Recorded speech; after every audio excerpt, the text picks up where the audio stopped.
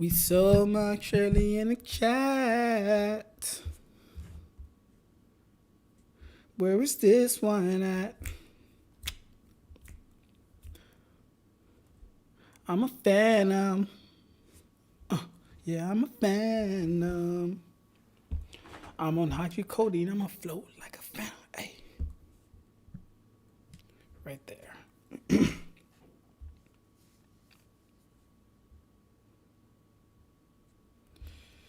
Yo! Talk to me. What's going on? How are you beautiful people doing this Thursday evening? Got my water tonight. Oh, yeah.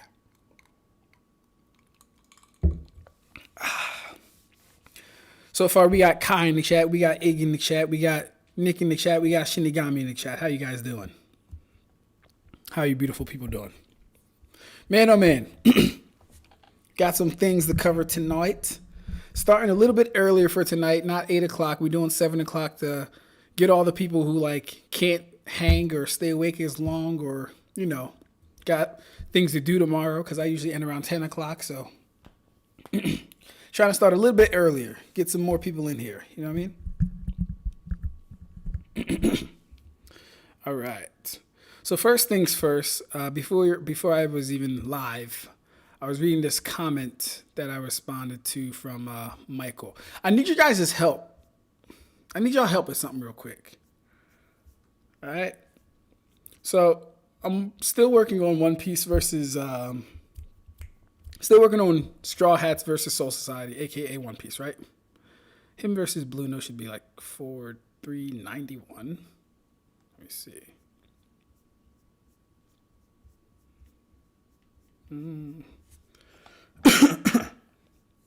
Oh, do I have him versus Blue in my notes? Hold up. Yeah, I need you guys help with something.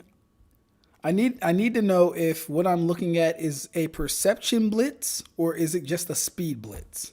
I've already formed my opinion, but I'd like to get your guys' take on it once I can find the chapter, that is. Luffy versus Blueno's chapter 383. Nice.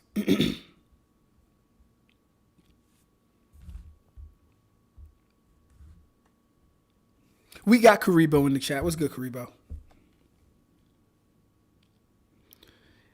Ig said, huh? Who is Nick? Nick is just some guy. And I'm not saying that like playfully. His username is just some guy. That's literally who Nick is. Ab-Stract on white people timing with being early. He must be trying to get a promotion. That's hilarious. I got Monster tonight. People like me.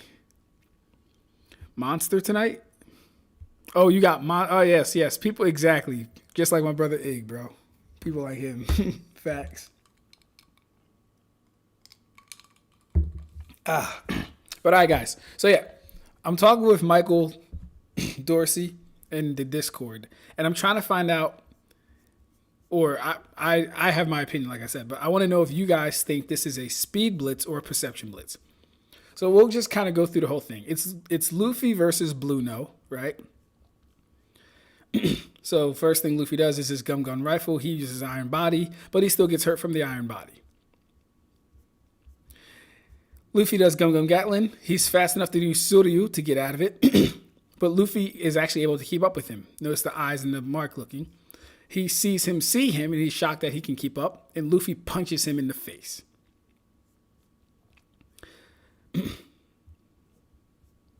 Right? So Luffy is doing very well at this point. But let's keep going.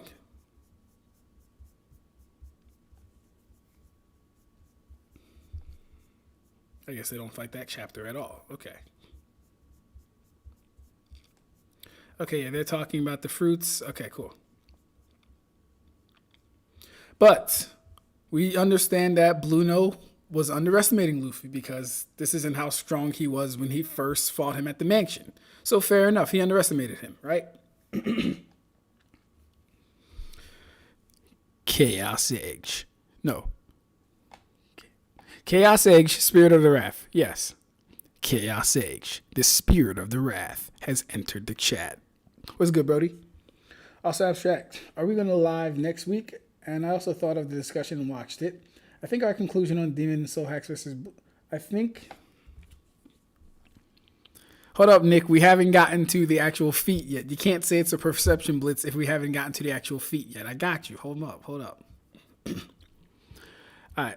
Oh, you know what, Ig? I did see you made a comment on the video, actually. I think you said you did find a way that demon soul manipulation can work on Bleach characters. Here's what we can do. Because if we're going to... When next we go live, I'd rather, like...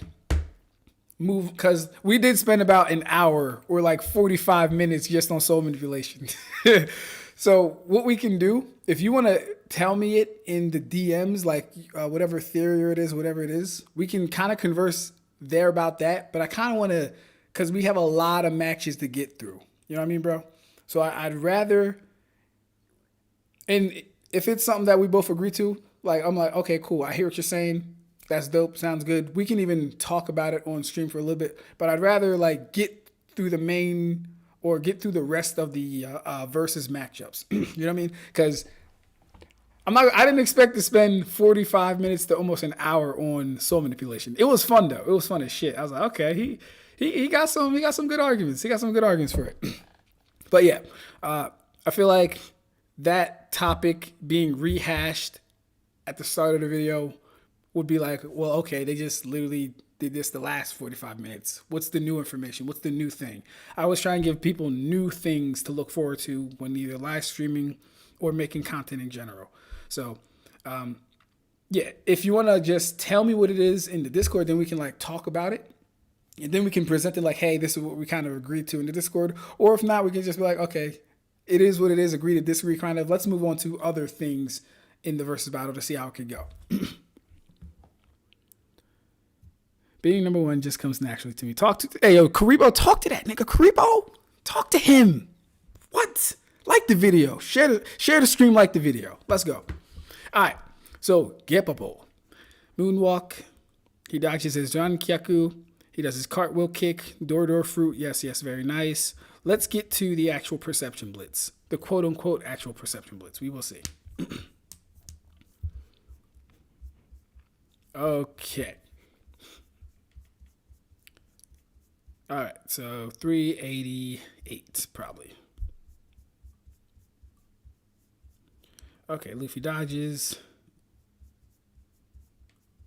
Cool. Gear 2. Nice. So here we go, guys. Here we go. Before we get into our like real topic of tonight, because the topic of tonight is going to be scaling. That's going to be the topic of tonight. Now, Luffy goes gear 2. Right? He goes the second gear. He goes the second gear. Right? Lines up his shot. Now, what's impressive is Blueno does use Shave or Suryu, and Luffy is able to hit him before he's completely gone. That's pretty impressive to me. Right? So he does his jet pistol. He gets blown away and knocked over. We see he's hurtled over. And then Luffy is gone. Blueno states, I can't see him at all. And then Luffy punches him in the back.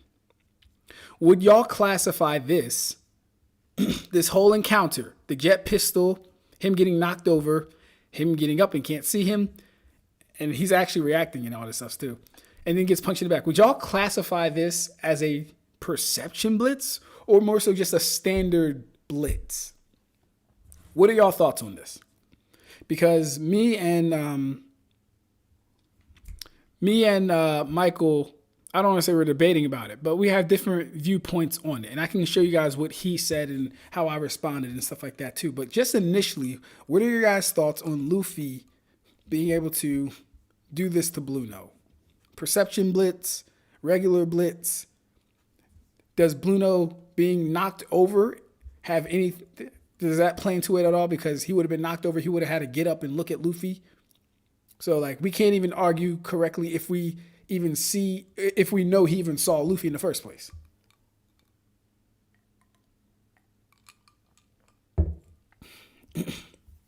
Okay. Oh, wow. Okay. So Kai thinks it's a speed blitz because his eyes was already off of Luffy the moment he got knocked back. Ig thinks it's a perception blitz based on the circumstances. All right. So what circumstances to you, Ig, make this a perception blitz? I want to. Hey, Karibo, what do you think? Shinigami, what do you think? Nick, what do you think? Chaos Edge, Spirit of the Wrath. What do you think, bro? Let me hear it. We talking about a speed blitz? We talking about a perception blitz? What are we doing? And once I kind of understand where you guys are coming from, I'll tell you exactly why I believe it's only a speed blitz. Oh, shit. Hey, yo, we got my good brother Red in the chat. Shout out. Hey, how you doing, Red? Red, would you like some water, nigga? I know it's been a while since I seen you. Would you like some water? You doing all right? How was your weekend? How was your weekend? We got Max in the chat. How you doing? Just a speed blitz. Okay, cool. So that's two speed blitzes, one perception blitz. We got Ursa in the chat. I think we need to hear what you define as a blitz. We got Karibo saying it's a speed blitz. No. Listen, you guys, listen. You're all competent people. I had the smartest chat on YouTube. I want to know what you guys think of this feat based off of what you guys see happening here. Based on the circumstances, and I don't mind giving you context, right? I want to know what you guys think it is. Mind you, this is Luffy's first unveiling of second gear, right? So Blueno has no idea what he's in for. Just like how he underestimated Luffy the first time he got fucked up, he has no idea what he's in for. So it is very impressive. It's very impressive that Luffy hits him mid-Suryo. We will give him that. That's very impressive, right? Jet pistol. Knocks him in the gut. He does a tumble toss over. Blueno takes note that he is gone. He states, I can't see him at all. And then Luffy punches him in the back. Would you guys classify this as a speed blitz or a perception blitz? Hey, Red, I know I saw you yesterday, my nigga. You gotta go along with it, bro. Come on, keep up. You gotta go along with it. I can't do the work for you, my nigga. You gotta go along with it. And Red, what do you think this is? You're the One Piece guy, Red. What do you think this is? We talking about a speed blitz? We talking about perception blitz? What are we doing? Oh, let's get even more context before. Let's get even more context, right? So he punches in the back. Blueno recovers. Luffy does a stamp, which is, I'm sure it's supposed to be a stomp. He says, no way. No, there's no doubt. That guy surely, I'm glad I met you here, has learned how to use Suryo and is able to move around with it. So now look at this. Luffy moves. This is Luffy moving, this blur.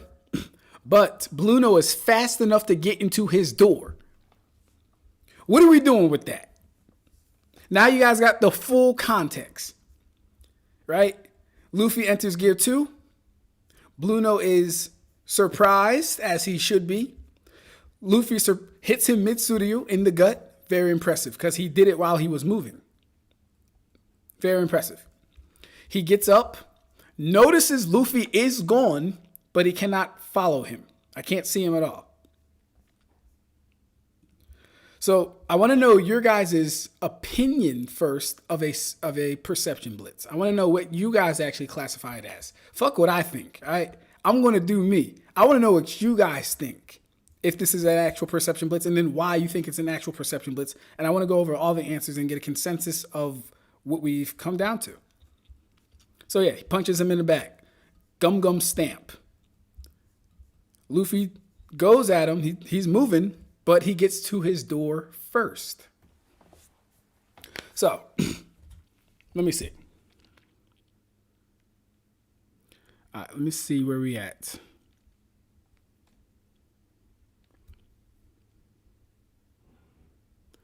Back, everyone. My girlfriend is with me. Hey, let's go, Shinigami. Good for you, my man. Shout out to you and your girlfriend. Also, Ab-Stract, yo, how are you doing? Oh, I'm blessed, man. I'm happy. You know, I just came back from the gym. I made some food tonight. I got a lot of work. Well, so I sent a lot of applications, so that was good, right? But as far as like scaling and stuff, I was home all day because I'm not working, of course. As far as scaling and stuff, I spent a lot of time working on the presentation that I'll be doing. Well, I spent a good amount of time, not a lot of time. I spent like maybe an hour working on the presentation that I'm going to be doing tonight as far as scaling.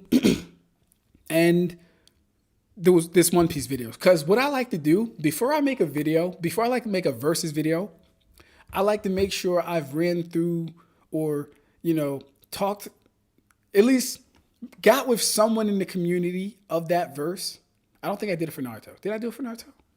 I don't think I needed to do it for Naruto because I mean, it is what it is. But I like to talk to, people who know what they're talking about. That's the best way I can say it. I think Michael knows what he's talking about. Galaxy knows what he's talking about. The people in the One Piece server side of our chat, or One Piece chat side of our server, they know what they're talking about. So I just like to make sure, like, hey, what do you think about this? I think it's this. What do you think? What calcs do you got? Are they city level? What are we talking about? Town level? What are we talking about? So I like to do that first and most foremost. And so that's what took a lot of my time today, just trying to figure out, okay, well, in Skypiea, niggas is dodging lightning. Is the lightning as fast as lightning? Can Enel control the output and speed of his lightning? Probably, right? Okay. There's some inconsistencies though. Nami's dodging lightning and Zoro's not. What's going on? We got to figure that stuff out. And then how does this all affect CP9 in Suryo? Because while Luffy could react to lightning as well, he cannot react to Rob Lucci and Blueno in Galilaw's mansion. That would suggest that they are on the higher end of lightning speed. But is that the truth? Is that the actual case? Are we making too much fast assumptions? I don't know. You know what I mean? So that kind of took a lot of my day. Basically what I'm saying is I got a medium amount of work done on the scaling side just because I was more so conversing than actually like writing the script or anything. But it all goes into making the video at the end of the day. So it was good. Open Discord, bro. I got you. I got you. I want to show everyone the Liar game trailer. Interesting. The same guy who got walked over by me after I took a power nap, and yet one smart still took the L. That's crazy. Know your place. All right. So Kai says speed blitz because his eyes were already off of Luffy the moment he got knocked back. Okay, so then Kai, you're saying it's a speed blitz because he couldn't see Luffy anymore. Or more so because it kind of invalidates that it's a perception blitz because he can't even make contact with him or make visual, markers with him.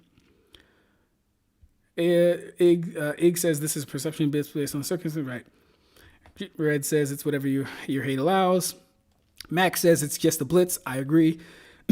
Ursa says, I think we need to hear what you define as a blitz. We will get there.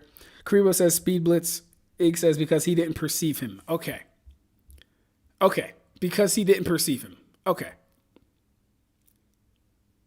Because he didn't perceive him. Here's the thing. He did notice he was gone. But we'll get there because I guess it will come down to personal definitions, but that's fine. A little bit of the two, says Shinigami.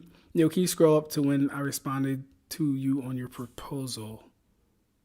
To when you responded to me on my proposal. Are you talking about on Discord, bro?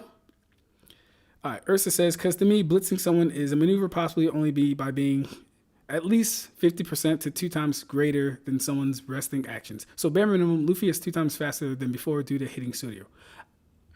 I agree with 2 to 5 times fast, but we'll get that. Nick says maybe just a speed blitz, or I can get your reaction live to the Liar game trailer. We can do that too. Kai says speed blitz. Blueno got knocked on his back, had to flip over, and when he finally looked up, Luffy wasn't there. I agree with Kai. And then the fact that he could get to his door fruit. Hold up. Before he got to his door fruit while Luffy was moving. Luffy moves first, and then he gets to his door fruit. If we're talking perception blitz, and we're going to get to me and Michael's conversation, we're going to get to that. But yeah. All right. It could be both, not going to lie. That's weird. This fight is boring. No Bankai, trash, man. That's crazy. Is that how you think we Bleach fans see fights? If it's not Bankai, it's boring? Nah, this fight's fire. I like this fight. Perception blitzes are possible by being 7 to 10 times faster than your opponent and close to mid ranges. I agree with Luna Ursa. That's a fact. I guess we could use 7 times. 7 is a weird number though. It's a weird number just because it's not really convenient, but 7 to 10 times works for me. I usually just use 10 times faster for perception blitz. But yeah, if I see your boy losing sight of a character and they still can't perceive them after looking around, they're on that 10 times higher end. Ooh, you think so? Ooh, you think so? I don't know. I don't know if that's what that would suggest. We'll see though. Luffy did both, but Luffy was behind Bumbo. We went over this with Zoro. He was midair when he got struck. Guess you're ignoring that again. No. Listen, I'm just... Hey, yo, Red, you a slick nigga, man. You a slick nigga. Hey, yo, Red, I'm not ignoring it, bro. I'm just taking you through my process. I'm not ignoring nothing, bro. I got you. We straight. I'm going to be fair.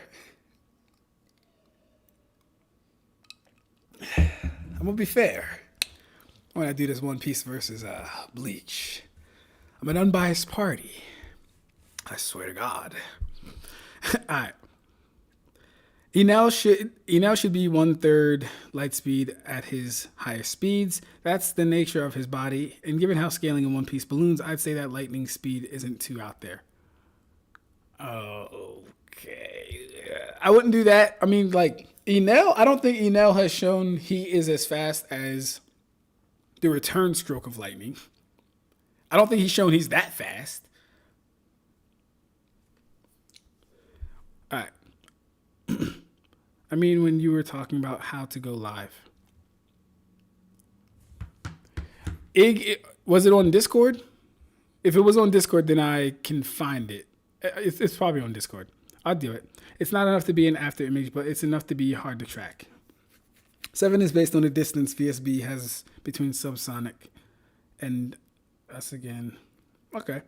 Unless Blueno learned Luffy's attack pattern in an instant and decided the best method was to use the door fruit.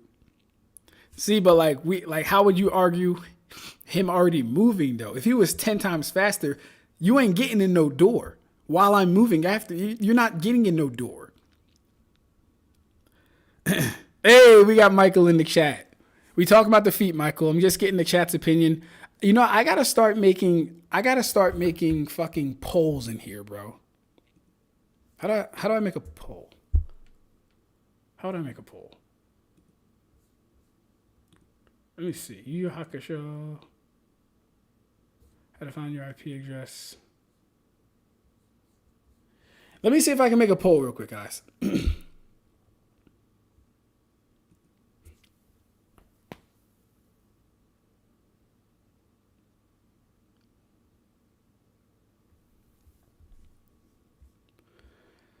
Okay. See, it's because I'm not going live through the damn YouTube studio. Oh, wait, maybe I can do it here.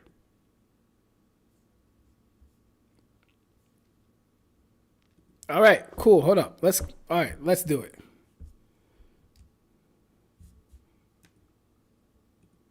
All right.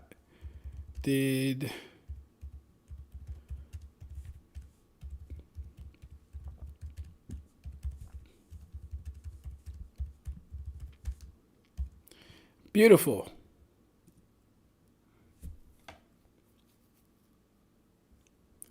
Okay, let's do it. Hey, let's go. Okay. Very nice. Love it. I love it.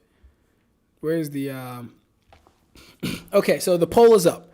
Did he get perception blitzed by Luffy? I would love to know what the majority thinks.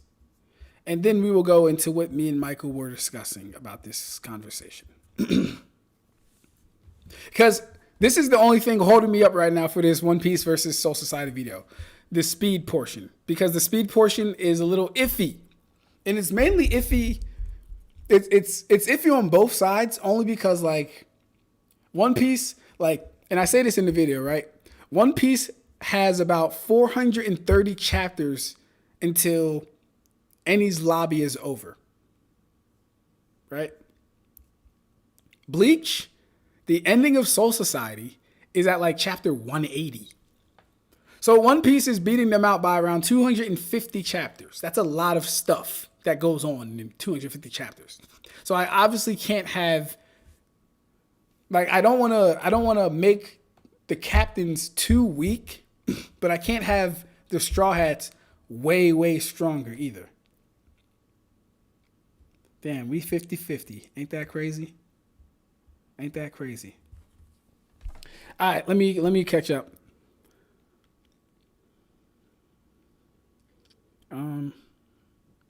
Unless Blueno learned Luffy's attack pattern, right? The process of hate, bro. One Piece verse too fast. No matter the Olympics level gymnastics you do. Hey, Red, I ain't concerned about how fast y'all are. Don't no one in One Piece have any soul manipulation negation. Don't no one in One Piece have any soul manipulation resistance. I don't care how fast y'all are. You know pattern recognition, aka the biggest counter to any speedster in comic books. Or you know, it was Blueno's first thought as Luffy moved. Okay. I think it's reasonable high ball for him. Given he has access to mechanics of lightning, Steinixos did a video on him today. He did a video on Enel today. Interesting. Yo, bro, never said Luffy is 10 times faster. All good, all good. I don't know. You can make a poll. I didn't know you could make a poll. Oh yeah. I've been meaning to do it, bro. It's just like I never go live through YouTube Studio, so I'm just like, I I don't think Blueno entering his air door is that much of an anti-feat to Gear 2 being a 10 times speed buff. It doesn't take much time/coordination for him to make and enter one right in front of him. See, bro, I would give it to you, Michael. If it wasn't for the fact that Luffy had already moved, bro, I could give it to you. But like Luffy's already moving and he's still here while he's moving. I just can't picture someone being 10 times faster. Him having the time to like reach out in space, activate his ability, and move his full body through the door before Luffy gets to where he is. 10 times? I don't know. Shinigami says, no comment. Bleach speed is highly questionable. Bleach speed is highly questionable. I mean, it's only highly questionable up to a certain point. See, look, the thing is this. Bleach speed is only highly questionable because we're not really given numbers or bases of things to work with. If we just go by the simple person A gets speed blitz, person B can speed blitz person A, and so on and so forth, Bleach is really one of them ones, right? But we can't do that. It's calc stacking. It's not a super good practice. Like maybe once or twice to establish something, sure, but it's not a super good practice that I would like to do. So yeah, we got Grid in the chat. What's good, Grid? How you doing, bro? Michael says, and I don't think we have a solid enough basis to say that Gear 2 was too close for Blueno to escape from him one time. All we have is an angled shot of Luffy moving in undetermined distance from Blueno. How many tiles? 1, 2, 3, 4, 5, 6, 7, 8. How many tiles? Oh, they don't even give it to us. Oh, wait, no. 1, 2, 3, 4, 5, 6, 7. I don't know, Michael. They both about 8 tiles away. 1, 2, 3, 4, 5, 6, 7. Back foot would probably be like the 8th tile. Right? And then, how much was here? If this is Luffy, 1, 2, 3, 4, 5, 6, 7. And we could give him that 8th tile. So like, if we're just counting the tiles. Hey, yo, Zaylee is rolling over. This ain't Triple AP scale. He counting tiles. Hey, yo. Listen, if we just counting the tiles, though, bro, I don't know. If we just counting the tiles, it's pretty close. It's pretty similar. All right? They pretty the same to me. But, all right, that was funny. Now, Luffy didn't perception blitz because he didn't stand behind him in Aura Farm. Hey, Red, you're so funny, man. Hey, if Luffy did that more often, then we could actually say, you might be able to say. But I don't count those as perception blitzes anyway. How you doing, Grid? Oh boy, gymnastics. Ultra Instinct Luffy versus Ultra Ego Zoro, right? The versus scaling depends on how many times a calc stacking style interpretation works. That is, in Bleach, especially without numbers, it's warranted. I agree. Okay, cool. So the votes are in. Okay, wow. That's 67-33. Damn, wasn't expecting that. Okay, cool. More people think he was perception blitz than not. Very interesting. So let me go to me and Michael's responses so you guys can get a full thing of what we're working with. So Michael says, at the lowest base, Luffy and East Blue had a punching speed of Mach 6 to Mach 10 at a gross lowball, based on being able to punch Krieg's war spear 5 times within the span of an explosion. Cool. At a higher end in Skypiea, he can move a little over Mach 100 based on reacting to and kicking away natural cloud-to-ground lightning. Upscaling to Eni's lobby, Gear 2 Luffy is at least 10 times faster than base via perception blitzing Blueno over a distance greater than 10 meters, making Gear 2 at least Mach 60 and capping over Mach 1000. Those are pretty big numbers, right? But not an issue. Hybrid Lucci, I don't know if I need to read this. Is this relevant? Yeah, man. Hybrid Lucci should be relevant relative to that, albeit a bit slower, as Fresh Gear 2 had the speed advantage on him, with them equal later when Luffy was fatigued. I can only say that Zoro and Kaku should at least be as fast as base Luffy, and maybe relative to Gear 2. I don't think the Dodeki correlates linearly to speed, so they're vaguely slower than Gear 2 as opposed to being 2 times slower. Okay. I didn't touch on that last bit. I would actually have Sanji and Zoro, at least right now. I would actually have them probably around 2 times slower. I think I would. And I also agree with the Dodeki scale too. I don't think it also scales the speed either. But how much was actually? Yeah. So me thinking the 2 times slower thing, it's really just more of a thought. I don't have like any concrete evidence. Only thing I could probably say is that Lucci should still be able to blitz Zoro and Sanji. He should be able to. Don't know for sure because they just get stronger in One Piece for no reason. But he should be able to blitz them as well. But if not, how you doing, Zach? All right. So my response to this, the only real issue I have are the 10 times faster than base claim and calling what happened to Blueno a perception blitz. A lot of this comes down to how we're defining perception blitz, which is why I didn't want to give my definition first to sway you guys. I wanted to see what you guys thought it was. So I say, I generally consider something a perception blitz when the opponent cannot process that movement occurred at all. So Ab-Stract considers a perception blitz is occurring when an opponent cannot process that something happened at all. Like it did not register. Their neurons literally did not fire fast enough, right? Not just that they were surprised or momentarily outpaced. In Blueno's case, that doesn't really line up. He was attacked, recovered, and was able to register that Luffy had in fact moved. He just didn't know where he went, right? He just got knocked on his ass. He didn't know where he went. On top of that, Blueno is still capable of entering the door world while Luffy was in motion. That's the important thing for me. This would suggest that Blueno wasn't perception blitzed or overwhelmed to the point of non-reaction. Rather, he was clearly caught off guard by the sudden speed increase, but not to a degree that implies a massive gap like 10 times. I don't know about 10 times. I'm unsure on that. Oh my God, my eye. Right? So I say, to me, this reads as a clear blitz tier increase, but not a perception blitz. If Luffy were truly an order of magnitudes faster, Blueno wouldn't have had time to initiate the door world at all. We've seen perception blitzes in the show, right? So something like Luffy versus Doflamingo, where Luffy is coming at Doflamingo, Luffy uses Suryo or whatever high-speed movement technique he's using at the time. Doflamingo is still looking straight ahead and cannot see Luffy. It has not registered in Doflamingo's mind that Luffy has moved.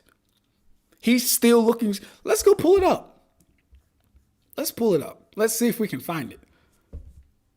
Luffy kicks. Doflamingo. Huh. Let's see if we pull it up. Yeah, this joint right here.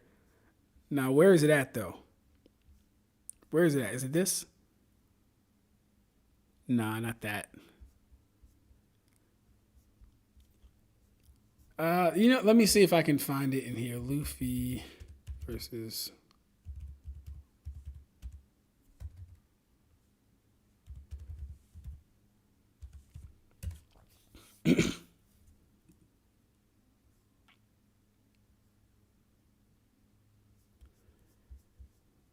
Did they give us the chapter? You know what? I'm just gonna shoot in the dark. I'm going to try and find it.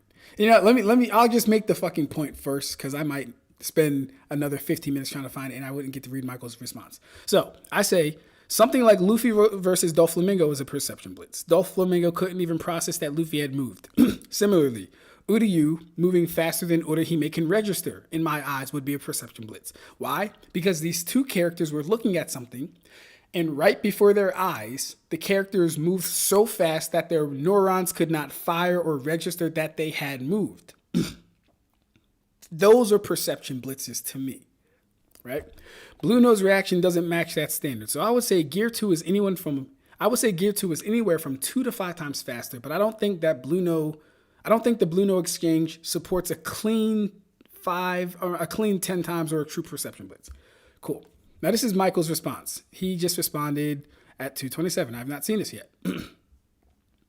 Michael says, I'm still inclined towards Luffy's blitzing of Blueno. Being a perception blitz is different, at least based on Luffy's second attack. So not the first attack. Okay. So for the first punch, I can grant that it could just be down to more general blitz, right? Because he was caught off guard and all that stuff, if that makes sense. That Blueno could still perceive it, but couldn't react to for the first time. Okay, so not that it was caught off guard. Okay, I don't mind that though. For the second punch, after Blueno recovers though, he looks to where Luffy initially was, turned his head to the right, the same direction Luffy attacks him from afterwards, all the while thinking to himself, he can't see. See, but like, bro, my thing is, he had time to turn his head. He had time to look and wonder about. If we're moving 10 times a person's perception, they don't have time to scan the room. They just don't. Which is why perception blitzes are also very rare in anime, in my opinion. They're not supposed to happen. Like, you're not supposed to lose sight and not know what's going on mid-fight. That just shows your tears out of your range. So, like, when it happens, it's very rare. It's very sparingly. Like, I think the only time I know one actually confirmed in One Piece is Luffy and Dofi, right? So, all the while thinking to himself that he can't see Luffy at all. It was more of an obscured environment. I could agree that Luffy could have sneak attacked Blueno from out of line of sight, but in this setting, the building top they're on has no visual obstructions in between them. Whether Luffy closed the shortest distance in between them in a straight line, from pixel calcing a panel in the previous chapter, that would be a distance just short of 50 meters, or more accurately, in the manga attacked Blueno from his right, he was within Blueno's field of vision and still moving too fast for him to see. I can agree to all that. And I would still probably say it's a blitz, given that Blueno is like Blueno has time to wonder and look for Luffy. My thing is, like, you don't got that much. How do you got that much time? You can't have that much time on your hands, bro. But I get it. Chapter 784. You the GOAT, bro. Chapter 784. Nice. Good man. Good. See, that's what I fucking like, bro. I wasn't even going to do it because I would have took too long. I don't read One Piece, so it would have took me forever to find this. 784. 784. All right. Cool. Gear 4. What kind of joke is this? Take it seriously. I thought you actually had some plan up your sleeve. It is a plan up my sleeve, and I'm serious. The rubber's elasticity means you can't even stand properly anymore. For 2 years, I fought wild animals who were as large as monsters. In order to overpower them, I needed both speed and resiliency. Okay, don't know why all these ads keep popping up on me, but whatever. Where we at? Okay, he needed speed and resiliency, right? And what will resiliency give you? Just shut up. You won't even have a chance to strike back. Gama gama no, Konga. Punches Dolphy. Dolphy blocks it. Right? Punches him from here through the building. Very impressive, Luffy. Dolphy gets hit down, takes a lot of damage, gets up. The center of the town, he really threw me quite a ways. All right, he can use his stringiness to fly, right? Now look at this shit, bro. This is what I'm talking about. That's what I'm talking about. Look at this. Let's look at this. Let's get the full picture. Luffy knocks Dolphy from the top of this tower or structure in Dressrosa into the building. Doflamingo guards himself while falling. He's taking heavy damage. Sure. Cough, cough. That's Doflamingo. Yeah. That's what I want to know. Yada, yada, yada, yada, yada, yada. He threw me quite a bit. Luffy flies at this man. Boom, boom, boom, boom, boom, boom, boom. He flies at this man. Dolphy sees him flying. We see him see Luffy. Luffy is effing gone. Doflamingo is still looking over there. He's still looking over there. Guess what? Doflamingo is still looking over there. Hasn't realized Luffy has came on his biscuit. Right? Guess what? Doflamingo doesn't know what happens until he's kicked in the face. He doesn't know what happens. He has not realized what has happened yet. This is a perception blitz. In Ab-Stract's book. Blueno got too much time to look around. Blueno got too much time to worry about where Luffy is. Doflamingo don't got time to worry about where Luffy is because he's already getting hit by Luffy. You don't got time. All right? So this is beautiful. I clap it up for this moment. That's good. That shows a clear, to me, that would show a clear 10 times. Mind you, Dolphy's position did not change for 4 panels. 1, 2, 3, 4. Dolphy was a static image for 4 panels. 1, 2, 3, 4. Right? So as much as I understand and can, feel your argument, Michael, I gotta give it up to this moment right here. I'm just not seeing it as a perception blitz for Blueno and Luffy. I hope you can understand where I'm coming from, though. Let's check the chat. All right. So that's right. Zach joined.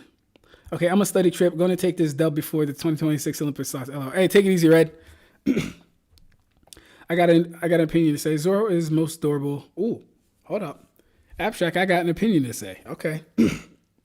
Let's see this, Mugetsu. Zoro is more durable than Luffy by far. He took the same pain that had Luffy sleep and just casually was standing up. All right. That's a tough one because there's what Zoro took was Zoro took the metaphysical, physical pain. He did. But Luffy took the pain and the damage that came with it. That's a little different, right? Zoro may have took it all at once, but Luffy was taking it over a course and over a progressive period. I don't know if we can quantify the difference between them, but they're both impressive nonetheless. I would say casually. That isn't durability, that's endurance. He was able to aura farm on Sanji, so it's casual. Sanji would be dead in Zoro's shoes there, probably. I define okay, cool. Ursa says she defines perception blitzing as movement that transcends one's ability to visually recognize beyond a blur the movement of a subject. Doubly true when they cannot even be seen while moving. Okay, I like that. I like that. Let me read it again. Luna Earth has a perception blitz as movement that transcends one's ability to visually recognize beyond the blur. All right.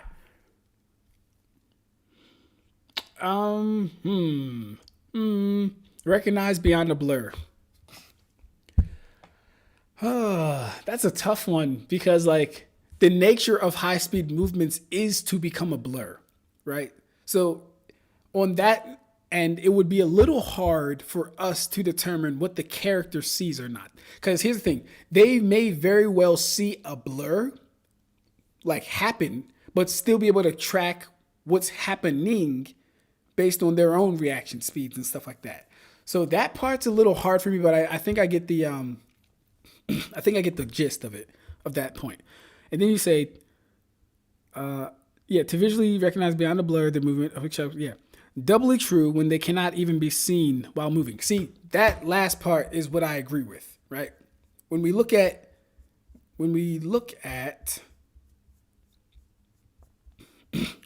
this, Doflamingo is a static image for 4 panels. He did not see Luffy. He did not see Luffy at all. Right? So I can completely agree with that point. Yo, Ab-Stract, real question. How far you got Rize getting in One Piece? All right, are we talking the Bomb Devil Rize or Rize from Tokyo Ghoul? I think you mean Bomb Devil Rize. I actually just watched that the other day. It was a good movie. Really good movie. How far do I have her getting in One Piece? The thing is, devils are pretty weak while they're in there. I mean, is she a fiend or a devil? Because she's like, has a human appearance, but is she like a fiend or a devil? I really don't know the difference. But anyways, she's pretty weak in her human form. So if anyone can blitz her before she can pull her thing off, they can literally just one tap her. So not too far, if I'm being honest with you. But she's pretty cool. Bullets perception blitz us IRL, for example. That's always my frame of reference.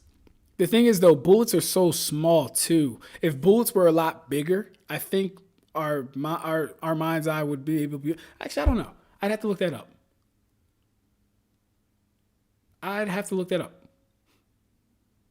Because that's like saying planes perception blitz us. But planes are faster than bullets. But we can see planes, right? Size difference, though. Size difference.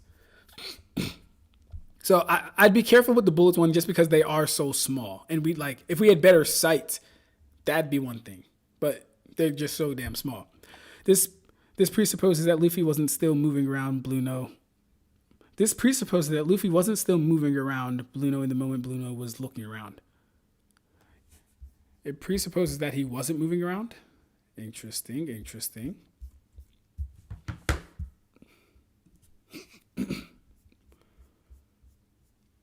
What did I say it was? 386.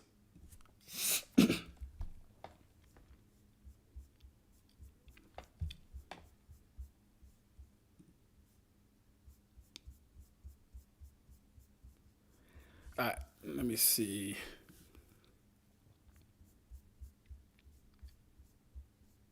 Okay. Ursa says, this presupposes that Luffy wasn't still moving around. And now I need to know, are you talking about the point that I said presupposes he wasn't still moving around? Because I believe he was still moving around.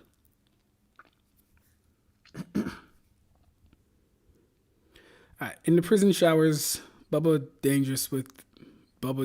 All right, you got Zach, you gotta chill. What the fuck does that mean? I'm not reading that. It's so funny to me that Luffy had Bounce Man in his bag the entire time skip era before Dolphy. Hody and Caesar just weren't worth using them on. I agree. Imagine getting kicked with Luffy's bare toes on your face. Yeah, that's disgusting. Knowing full well he doesn't want... Yeah, that's disgusting. Ab-Stract. But is this more impressive than going so fast someone you perceive as in front of you is actually attacking from the side? See, and we can talk about that. We can talk about Urihime getting perception blitz by Uryu, or... Ichigo getting perception blitz by Uryu. I'm sorry, Uryu. Ulquiorra, yeah. I mean, but like in the feats, they did the same thing. Ichigo was looking straight ahead, didn't realize he had been attacked until he was like, his face was thrown into the thing, and Dolphy didn't realize he had been kicked in the face. So pretty much the same thing. Five times seems to be a reasonable mid-ball. And so that's where I'm kind of at with it. 2 to 5 times. I think 2 to 5 times for me personally is more. I think it's more solid just based on, because like we have Dolphy as a frame of reference. I think Luffy's feet on Dolphy is a beautiful frame of reference because it shows exactly, and maybe it's because it's conforming to my definition. I didn't get Michael's definition of perception-blitz too, though. I didn't get his, so that could also affect what he's why he's thinking, you know. Okay, Michael says willing to leave it at a strong disagreement, but I at least understand the counter argument. Okay, got you. That's dope, bro. That's dope. Shinigami says, yo, actually, I'm going to sleep soon. Going to sleep because I got my last class tomorrow, but we will stream tomorrow. I want to be there the whole time. What day is it tomorrow? Tomorrow is Friday? Oh, yeah, we streaming tomorrow. Yeah, we streaming tomorrow. We definitely doing that. Also, I still want to see your reaction to the Liar Game trailer real quick. I got you, Brody. Let's do that before you get out of here. Okay. Liar Game. Why does that sound familiar? Oh, no, I think you talked to me about Liar Game a few months ago, Shinigami. Excuse me. Let me put my headphones on.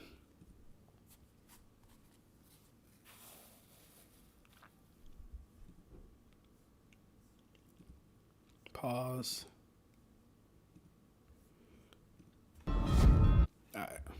Let's see what we got.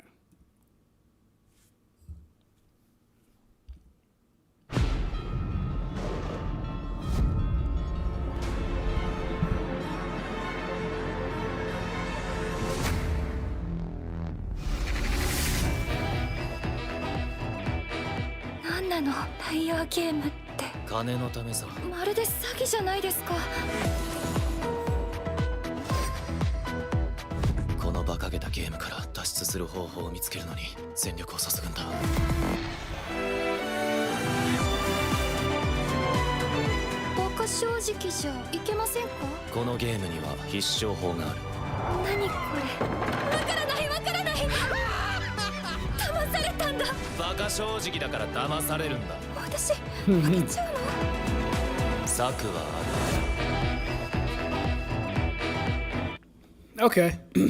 So your standard like Tomodachi game, Classroom of the Elite, Joker game, one of those type things. I like that. That should be fun. That should be fun.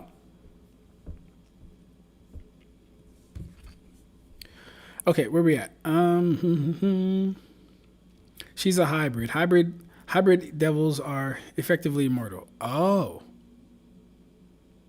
Didn't Makima kill her at the end, though?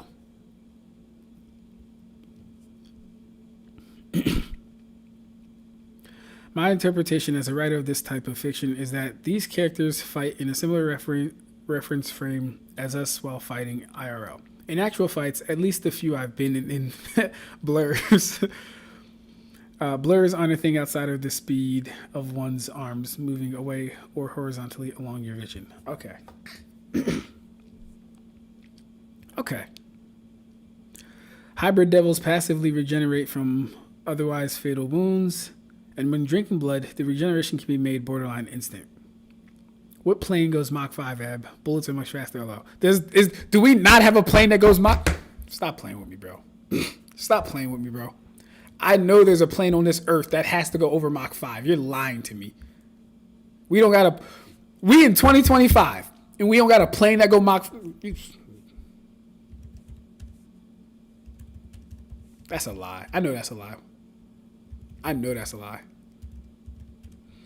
I know that's a lie.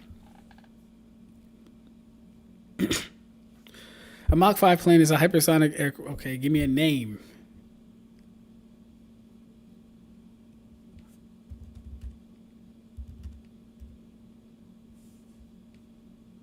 Name me an aircraft that goes Mach 5. Let's see. Okay, cool. Fuck that. What's the fastest plane we got?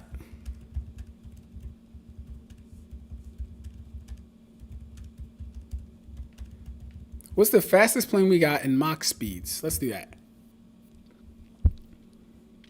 Mach 9.6. We lit. Let's go. The fastest aircraft ever is the unnamed NASA X. 43A, hitting Mach 9.6 over 7,000 miles per hour with its scramjet. Okay. But the fastest manned plane is the experimental North America X-15, reaching Mach 6.72. There we go. Hey, just barely over, but we made it. Nigga, we made it. All right. So we do have planes at least over Mach 5. All right, cool. If Luffy was still moving around Blueno and he still couldn't see him, that's evading not just his eyes, but his perception of his speed. Okay, maybe it's because I am actually still basing it on the fact that if you're being perception blitz, and maybe I might need to use a new term, because like I'm talking about your mental faculties aren't even fucking working for you at this point. Not that you can't just find the person because he's too fast. In my head, that's a blitz, right?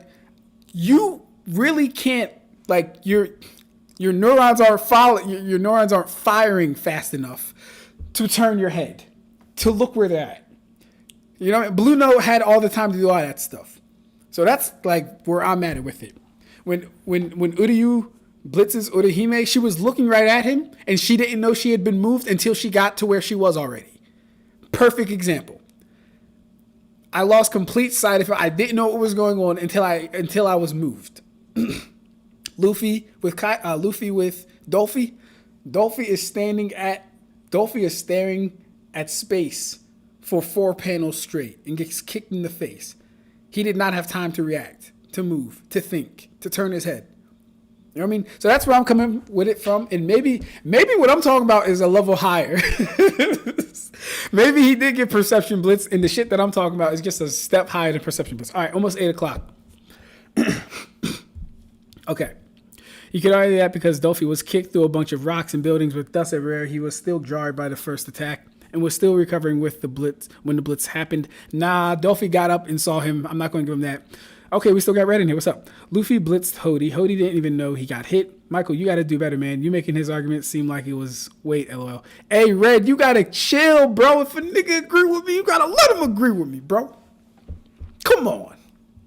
If I make a good argument, you got to give it up, player. That's all I'm saying. Hope everyone enjoys it. I'm definitely going to. I had not said nothing off stream. You're right. I don't think we got your opinion, Chaos. Please give your opinion. Ozan would have a field day with Flyer game. Oh my gosh. Man, oh man. Did Makima kill her at the end though? Do you want to answer or the spoiler answer? Ooh. Oh, listen. Hey, Zach. Actually, I don't mind being spoiled because Chainsaw Man isn't an anime that like I'm heavily into anyway. I will say, I liked Rize. I liked her character. Like she was like a bat out of hell, but I liked her character. So I hope we do see her return. Okay. I think we largely share definitions for standard blitz versus perception blitz. Okay. Where we seem to differ for the latter is that I'm willing to take in the moment statements of he's too fast to see. All right. So like, if we're doing that, because in my opinion, Michael, when someone's getting blitzed, they're normally too fast to see. Not too fast to have a reaction or react to. And mind you, like for example, when Renji got blitzed by Byakuya, Renji was, let's do that real quick. Real quick. Let's see if I can find it. Let's see if I can find it real quick. Because that'll help, that'll give a better understanding of what I'm also talking about too.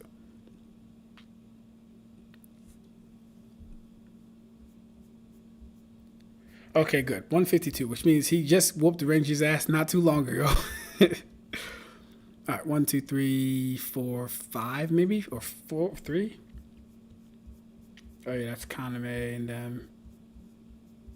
Okay, good. Renji just got healed, so around like 3. 1, 2, 3. All right. No Byakuya and Renji. Okay. Interesting.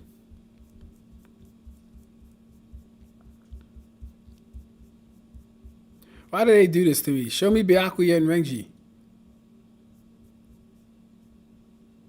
Okay, good.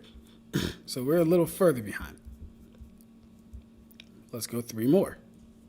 That should be the start of the fight. Okay, that's where he goes Bankai. Okay, probably 1 more. Beautiful. So here we are, right? Byakuya is already up here. Renji's down here looking down. He tells him he can't pass. He says, I ain't fucking with you. Right? Now, Byakuya is gone. Renji is concentrating hard as hell. He's coming. He can acknowledge he's coming, so he can acknowledge he's moved. Renji has not turned around yet.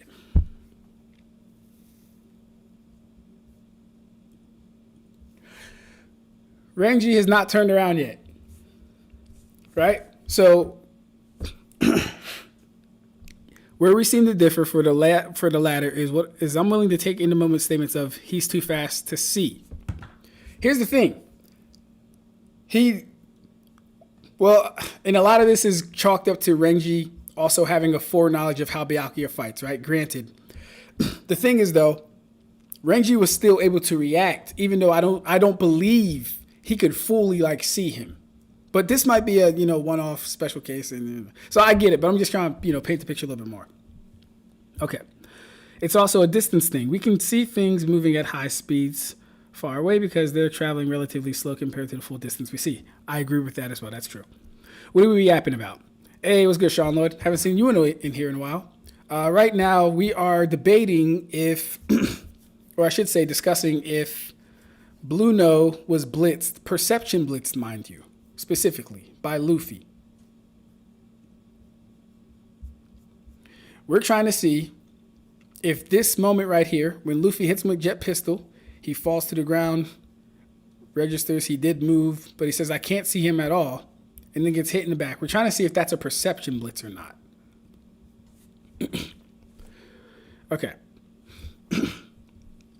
Oreo, Sean.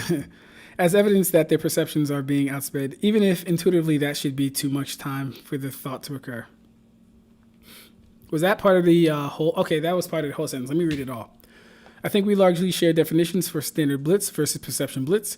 Where we seem to differ for the latter is that I'm willing to take in the moment statements of he's too fast to see as evidence that their perceptions are being outsped. Okay. So, that makes perfect sense. That their perceptions are being outsped. Even if intuitively, that should be too much time for the thought to occur. Okay. Gotcha. Okay. So then, yes, you're exactly right. I think our barometers differ ever so slightly. Because what I'm looking for is no reaction to occur at all in the instance of a perception blitz. You're factoring in the fact that, oh no, they can still do things. They just can't be able to actually see the person. Fair enough. Makes perfect sense. To me, what you're describing is an intuitive blitz. Intuitive blitz. Wait, for Michael or for me? If you guys are referring to me, say Ab-Stract, so I know you're referring to me and not someone in the chat. Rize is alive and well. Okay, that's good. I like Rize. Oh, does everyone know Hitman Reborn and Metabots are coming back? I have not watched Hitman Reborn. The last thing I watched was Kaiju number 8, which was really good. Haven't watched Hitman Reborn or the other one. No, Michael, there's another case, chapter 636. Hody and the group were 636. Let's do it. I like talking about One Piece. Hey, Red, you need to go tell your One Piece heads to come fuck with me, bro. You said 636? Yeah.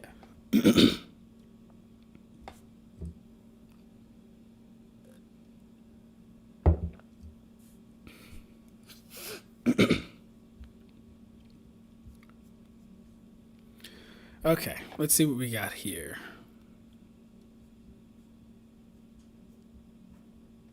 Iron Pirate, General Frankie.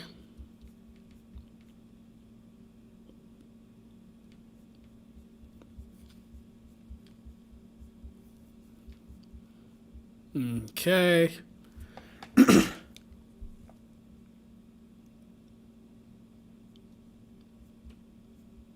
The fact that Luffy knows what a stag beetle is crazy, but okay. We'll accept it.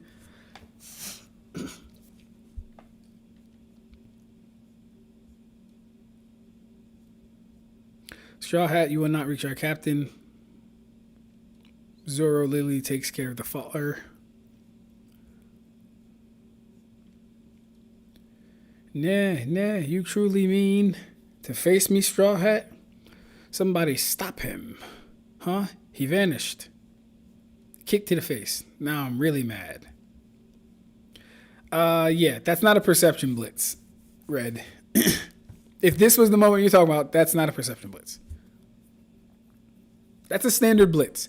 Hody literally saw him move. He vanished. He saw him go away. It may be, like I said, maybe it's just how I view my barometer, right? But for this to be a perception blitz, Hody would not be able to register that he moved. He could register that he moved. That tells me all I need to know. The fact that he saw him move tells me all I need to know. At least someone in the chat acknowledged Metabots. Ab-Stract, would what happened to Kira in the first invasion count as a perception blitz? It seems like he ain't noticed what Basby did to him until looking down and seeing the hold. No. Definitely not. Basby just took advantage of the fact that they were appearing literally out of nowhere and that no one would be able to see him fire his burner finger through all the reishi. Not a perception blitz. Luffy does do that to Blueno when he's trying to grab his arm from his airspace thing.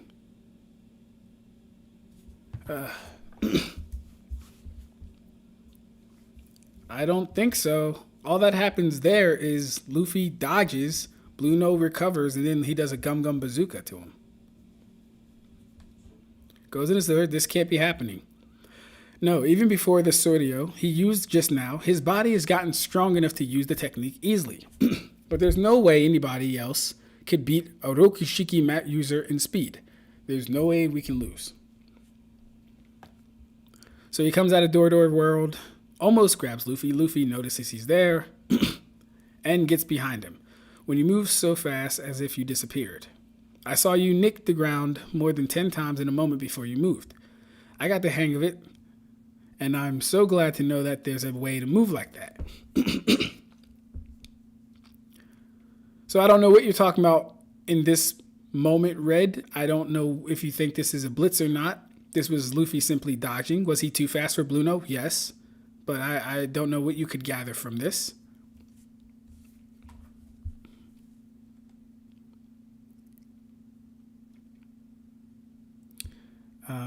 Luffy does... Okay.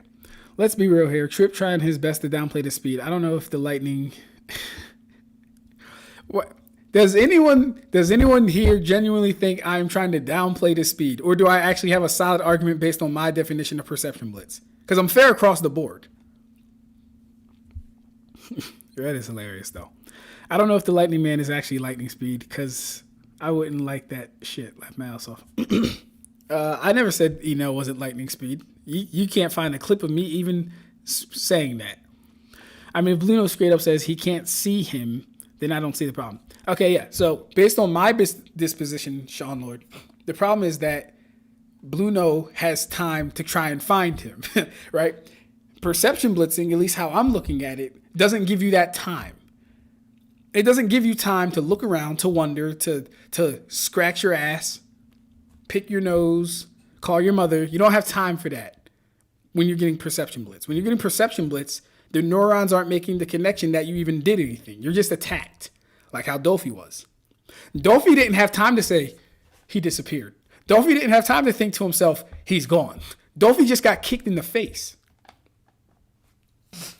So from my disposition, that's how I see a perception blitz, because literally it goes beyond you just not being able to see your opponent. No, you're not even registering they moved. So then at a bare minimum, I would say you are moving 10 times faster than that person. At a bare minimum, you're moving 10 times faster. Luffy, or I'm sorry, Blueno can register Luffy has moved. He has time to look around, which would intimate definitely 2 to 5 times faster. A full 10? Don't know if I could go there. Just check 636. That could be a good blitz feat. It's a good blitz feat. I wouldn't call it a perception blitz. Did Adam perception blitz Zeus when he counted the punch that surpassed time? You know what? Just by the feat being what it is, I'm not uncomfortable saying he did, to be honest with you. Initiative Ab-Stract as initiate. Did I say intuitive? I'm so sorry if I read that as intuitive. Initiative Ab-Stract as initiate. Okay, the ability to start your own actions is irrelevant to your ability to see your opponent's actions, I feel. The ability to start your own actions is irrelevant to your ability to see your opponent's actions.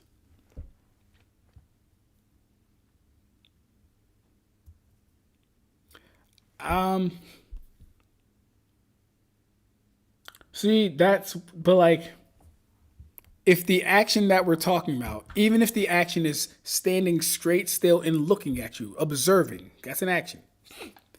If that is the action in question and you can't even perceive that, then I don't know if we could call it irrelevant. Because that's like my main thing. You're not registering what's going on. And even if you are registering, well, no, you wouldn't be registering it because the mangaka is not drawing you registering it. But yeah. Yes, Adam perception blitz Zeus multiple times. Yeah. Is Luffy showing against the bow assist is a good showing for perception blitz? I know he was outspeeding them by a good margin, but I don't recall if he was too fast they couldn't see. Nah, Trip, we got enough Kendricks already hating for a long time. We don't need more. You see the latest One Piece chapter? No, Sean Lloyd. I do not keep up with One Piece's latest chapters. I'm actually sad to say that I stopped watching One Piece again, right? Because I started this year, but I stopped again some months ago. But I had to get back into it so I can properly get my footing within the series. Excuse me. I want to scale Metabots so bad, but they're probably Naruto victims. Dude, Luffy's been into Beatless since Jaya. Beatless?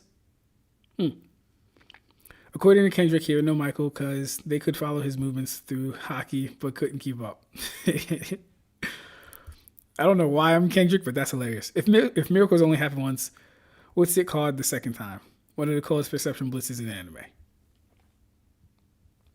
Yeah, see, but even with that one, bro, with Byakuya and Ichigo, we have to factor in consistency, right?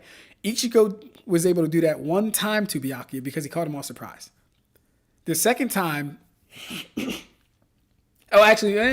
second time was more of a blitz because Byakuya at that point at least could follow his movements and even almost trap him with Simba and Zakura, right? Ab-Stract Blueno was right in front of him. Then Luffy moved right behind him. Seems like a blitz to me. Oh, no. Good brother. Sean. It's absolutely a blitz, right? The distinction is, are we giving it perception blitz tier, which would be a 10 times beyond their, or is this a regular speed blitz tier, anywhere from 2 to 5 times? I'm arguing 2 to 5 times. Michael's arguing 10 times. I definitely believe it's a blitz. Don't ever let anyone tell you that Ab-Stract said Blueno didn't get blitzed. That's a lie.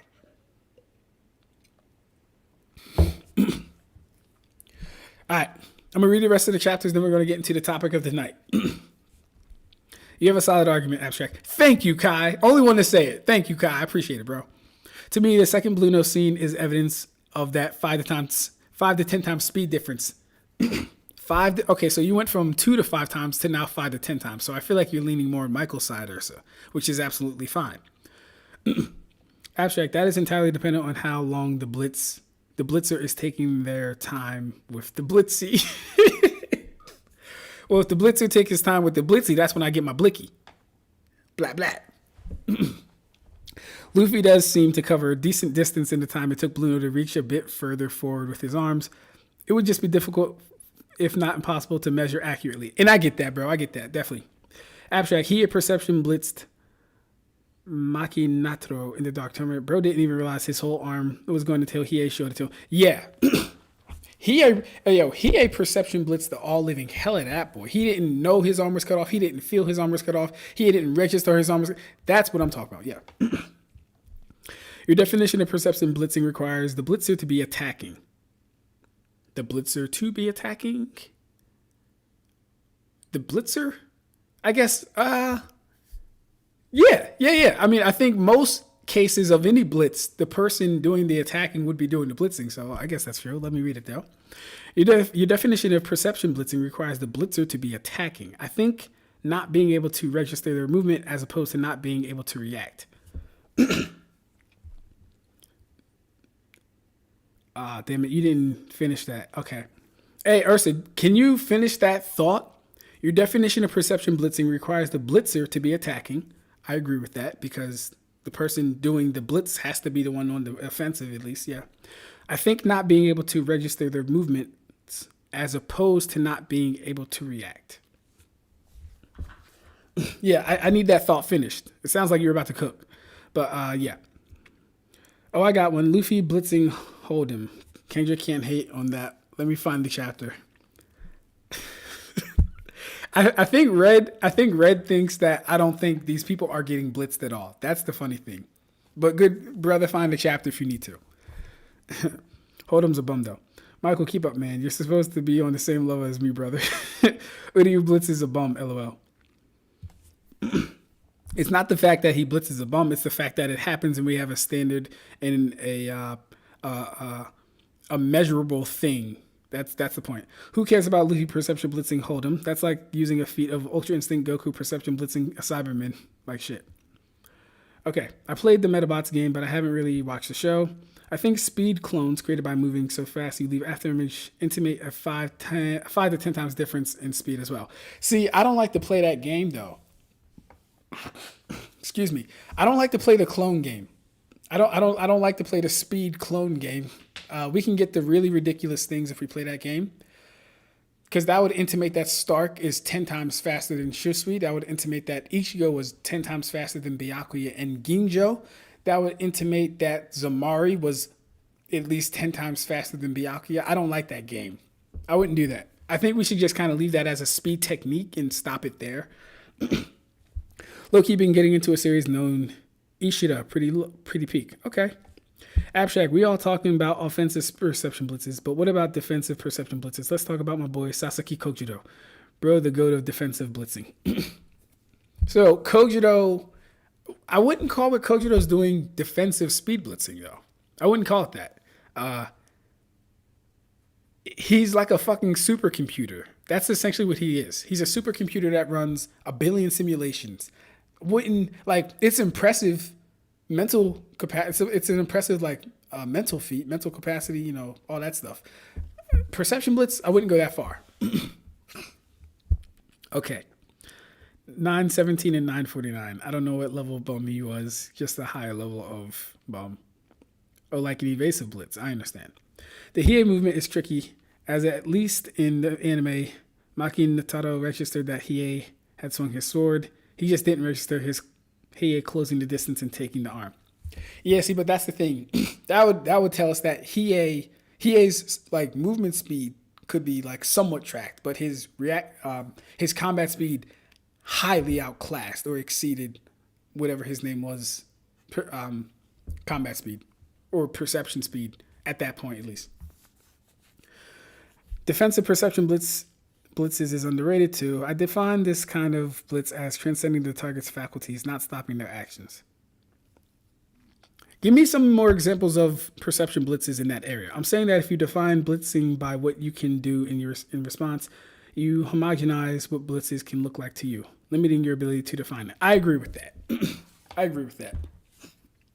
That makes sense. But okay, cool. I'm caught up. Good. Now, let's get into the topic of the night. We'll have to revisit blitzing another time.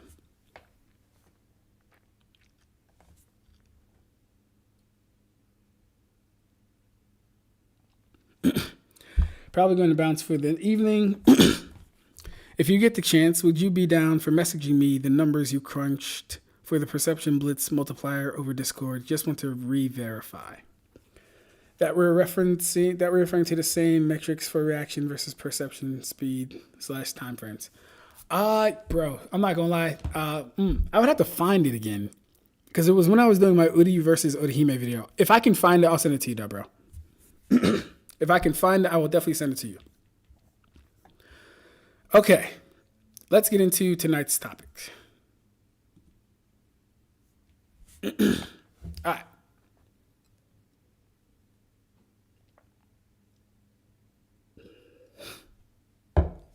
Okay, y'all. Tonight, we're going to be talking about ways a series can scale. Give me 1 second, actually.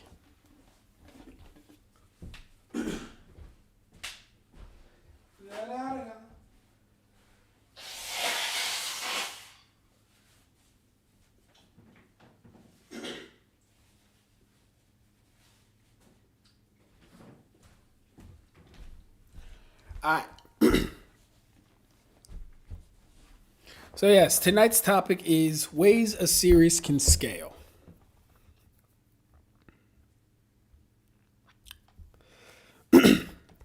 So,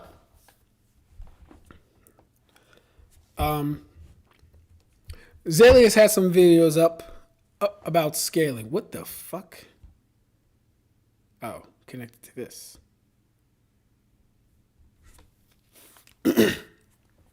Excuse me. All right. Zalius has some videos up about scaling in which he covers linear scaling, non-linear scaling, and the third type, which encompasses both aspects of those types of scaling, right? What this is I want to say like an extracurricular course almost, but not as hard, right? His uses a lot of numbers and stuff, kind of. So, this is going to focus on, when we're talking about a series, the ways we scale across, like horizontally and vertically. Horizontal scaling would be character to character, right? And vertically would be upscaling from going character to character. So, the first way we have is through the power system, right? With these characters, we don't necessarily have to see feats to know they're capable of replicating them or scaling to or above the person that performed them. The energy system itself backs them up. Now, of course, this doesn't cover every facet of scaling, but it will take care of the most important parts: AP, durability, speed. If within the series we encounter a character with higher or more potent energy, we can assume the general stats will be higher and upscale from previous feats. And obviously the series in question will have to prove they do in fact scale off of the energy system. Hope all that made sense. So, in so many words, I am saying that if we are dealing with a series that scales to or off of the energy system of that series, we can easily vertically scale people and horizontally scale people according to the energy. And we can find that out by the type of damage they do, the type of durability they've displayed, the type of speed they've displayed, etc., etc. Hope all that makes sense. Y'all have Discord. No, not this time. You're following through, Kendrick. Look at these two captain chapters real quick. We don't... Yes, Sean Lloyd, I got Discord, bro. All right, yo, Red about to make me stop my whole goddamn program. But I will not be said I am a duck smoke. I don't duck smoke. What's the chapters? You pull up the chapters and I'll pull them. You pull up the chapters and I'll look at them. How about that? Anyways, we have scaling off of the energy, right? So, when we're scaling off the energies, think of Dragon Ball Z. Power levels over 9,000, sub 9,000. All these guys right here should be able to beat Nappa. Oh yeah, that's right. And real quick,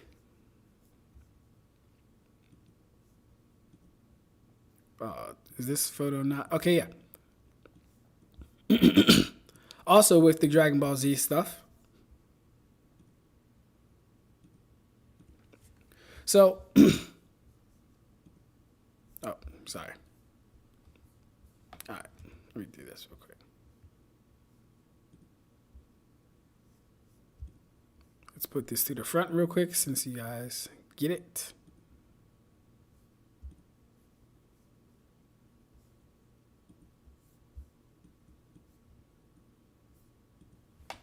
Okay.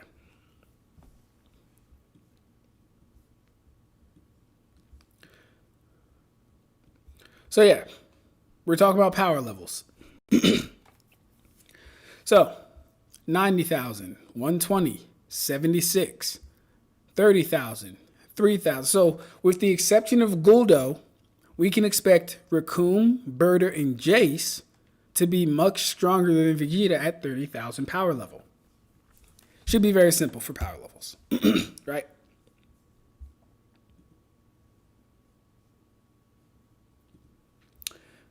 Yu Yu Hakusho, D class through S class. I shouldn't have to explain too much more for that. And of course, we have Bleach's reiatsu based power system. You can't even hurt someone if you're not releasing a relative Redoku or a reiatsu. So that should take care of that one, right? Next, we have performance based feats. Ways the series scale. So we have scaling to the power, and we have performance-based feats. This would be showing superior stats than what the series has demonstrated so far to such a level that there's a clear separation of power. This can include blitzing, showing unseen levels of durability, having one-shot potential on characters, or unprecedented speed. But the important thing for a performance-based feat is that they show growth through performance. Something must happen. So, unlike when we're dealing with power levels, where we can generally tell by who has either more or stronger energy who would win, when we're dealing with feats or performance-based feats, we're looking for characters that are introduced that shake shit up. Right? Let's go through some examples. Sanji kicking Kuma. Zoro only being able to cut off Kuma's clothing but not damage his actual steel armor. But we find out after the time skip, Zoro and Sanji can both injure and defeat a pacifista. Zoro and Sanji couldn't injure a pacifista before, but after the time skip, both easily can. So what happened here is that through Kuma's feats, he's shown a level of durability. Right? But what does showing a level of durability do?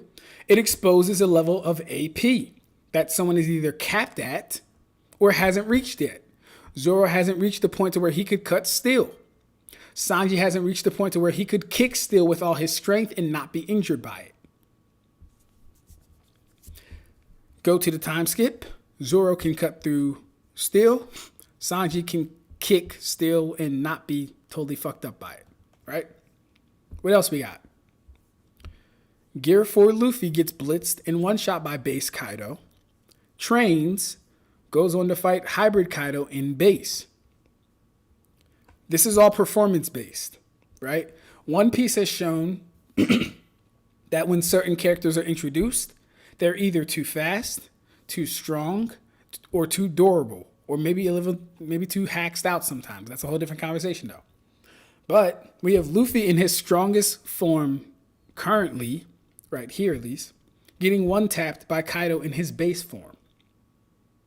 So when we're talking about performance-based feats, in scaling, we want to see actual things that are happening. Right? Luffy doesn't need a scale to Kaido's, Luffy doesn't need a scale to Kaido's energy to hurt him. Kaido doesn't have to scale to Luffy's energy to hurt him necessarily. And so both of these things give us a good idea of how this series scales. When it comes to like vertical scaling and horizontal scaling. Vertical scaling up and down, horizontal scaling. So people that are stronger than you versus people that are on your level. That's what we're looking for. And how to determine that. We can determine that by people one-shotting you, people blitzing you, people just being tiers of durability over you, etc., etc.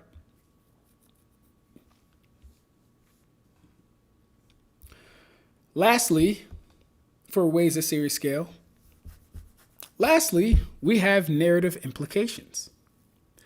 This can include the power system, but generally relies more on lore and expectations from buildup of the story. Feats do not need to be shown. Power levels do not need to be assessed. These characters are strong because the story, plot, or narrative demands that they are. Right? So our last way of scaling, or our last way of finding out how a series can scale is through the lore of a character, right? The buildup of a character, the anticipation of a character. Need no feats or introductions. These people need no feats or introductions. Hagoromo, when he was the top of the verse in Naruto Shippuden, or at least when he was one of the top. Imu needs no feats or introductions. He's the big bad in One Piece right now. He doesn't need to do shit. Imu does not need a feat. He doesn't need to be introduced or anything like that. The minute he attacks somebody, we know it's going to hurt. We don't have to say, oh, Imu didn't destroy this fucking meteor. Imu didn't level this mountain. We don't need to see it. Imu's going to hurt whoever he happens to fight. Soul King. In my opinion, the Soul King already has feats. But fine, take away his power creating the three worlds. Take it away. It's the fucking Soul King. Needs no feats or introductions. Whoever the Soul King attacks will be hurt. He upscales from everything below him.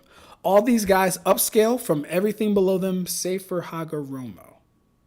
We're going to get there. Yeah. We're going to get there. Oh, shit. He said, now we blind. I said chapters 917 and 949, but I already knew you're going to hate me, Mr. Lamar. Let me finish this up since I'm close to being done anyway.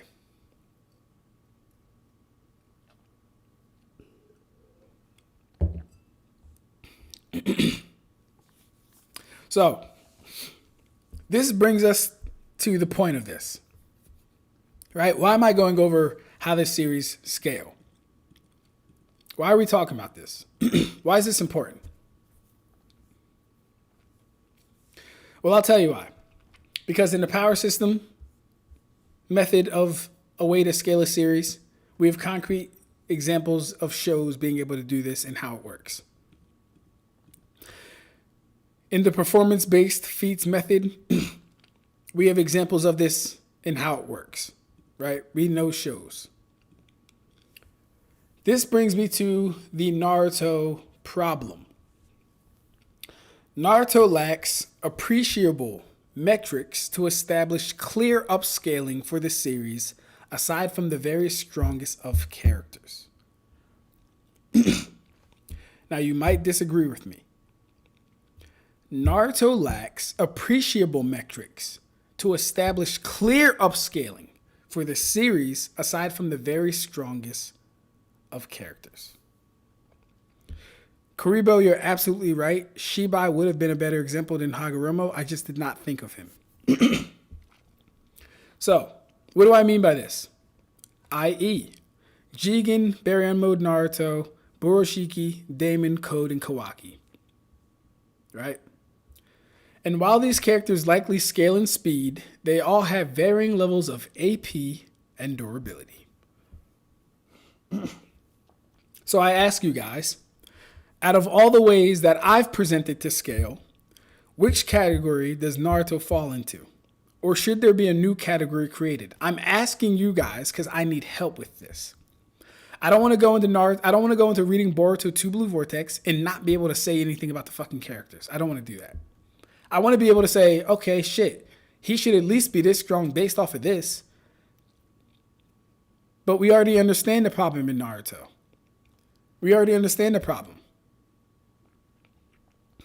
So, how should upscaling for Naruto actually be handled? Did Kakashi's lightning blade get stronger? This is a filler scene, so you don't have to take it as gospel or truth, but this was just a clear example I could use. Kakashi fights or encounters Orochimaru when he's younger. Uses a Chidori. Orochimaru dodges it. Kakashi threatens Orochimaru again with the Chidori as a grown man. Did Orochimaru get strong enough to tank Kakashi's Chidori? Or I'm sorry, his lightning blade? Right? So this is just a singular example of what I mean by Naruto in upscaling. Do we have anything that would upscale things as far as AP durability and speed horizontally? Right? Horizontally is what we're focused on. Because we can't get vertically until someone actually like breaks the mold. The issue is no one breaks the mold in Naruto. No one's out here tanking Chidoris with their bare bodies. No one's out here surviving Rasen Shurikens with their bare bodies. Right? And this certainly doesn't trickle down to the lowest of ninja.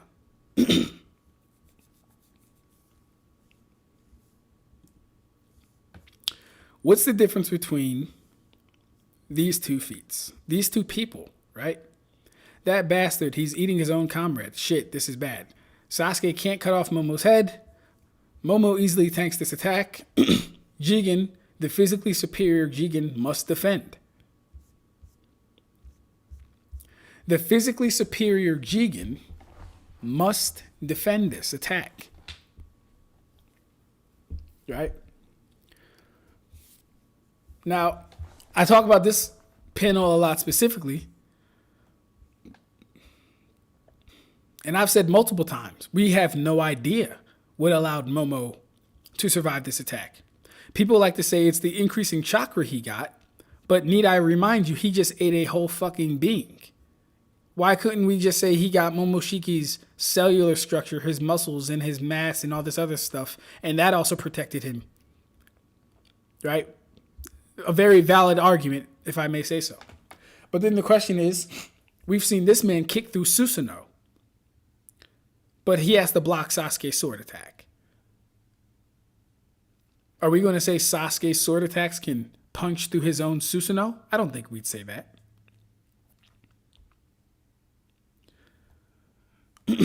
Can Shiki survive the Chidori on his bare body? Yeah, I remember something like that happening. But again, Karibo, you're speaking to a point I already covered, bro. What did I say? I said, aside from the very strongest of characters, Naruto lacks appreciable metrics to establish clear upscaling. Aside from the very strongest of characters. At that point in the story, Kinshiki was amongst the strongest of characters. This does not help. That doesn't help. So yes, the question to you guys is, how do we fairly scale Boruto? How do we fairly do it? Do it fairly. How do we do that? Let's check the chat. Oh yeah, well, now that I'm done, let me take a look at what Red was talking about. Big ass yapper. He be yapping and yapping and yapping and yapping and yapping. Now, Red, I better not be wasting my time to look at just any blitz. It better be a perception blitz. You said 917.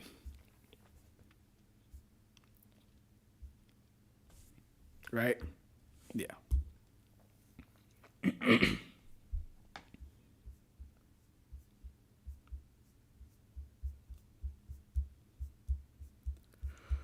Okay.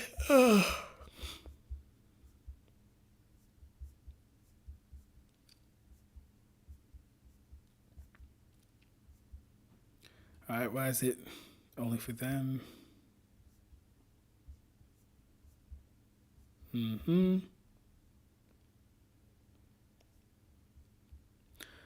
Aha, come here. Well, where's the kid? Let's scram, Tama. What are you doing, Kamijiro? Get that little brat back.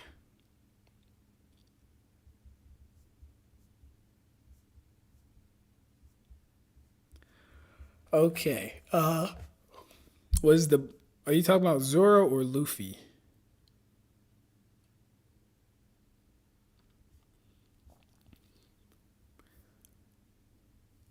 Are we talking about Zoro here or Luffy? And either way, Red, I'm like, what's the relevance to this exactly? Let's check your other one. You give me an answer for that one. I'll look at your other one. What was it, 949? Yeah.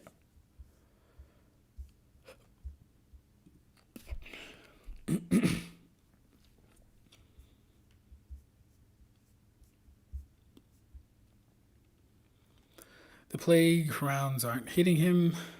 All right.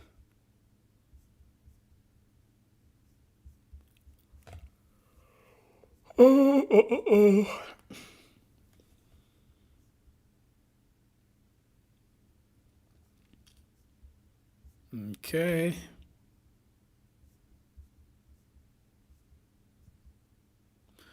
Now move it, all of you.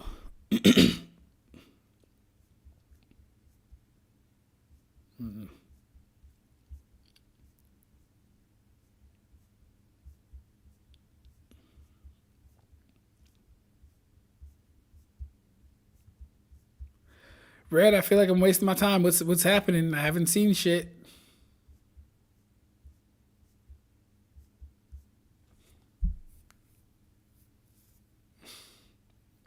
Red? I know I ain't just reading no bullshit. I didn't see anyone get blitzed. You said 649, right?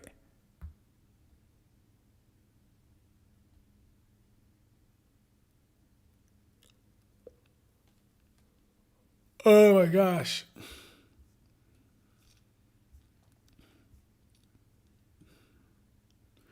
He says, now we don't remember our own standard that we were using. No, you goofy. It's not that I don't remember the standard. I'm trying to find the relevance. Did he blitz someone of note? Is he doing this to someone of renown? I don't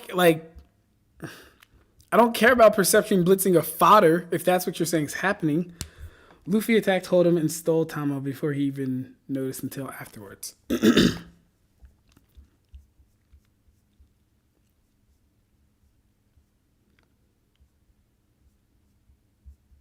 Okay. So the little girl's in the lion's mouth. It hurts. Knock it off right now. All right.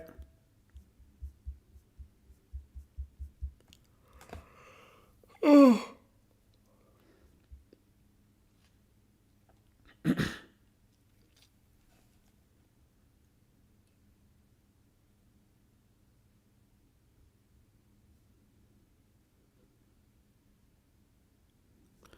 Okay.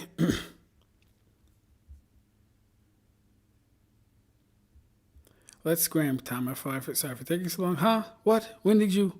Okay, cool. If you want to call this a perception blitz, sure. If you want to call it one, I don't mind. It doesn't really do anything for the conversation with Blueno. But sure, bro. Like I mean, he did register. The kid was gone, and Luffy is still in sight. But fine, if you want to call it a perception blitz, I don't mind. Now, what was the other one?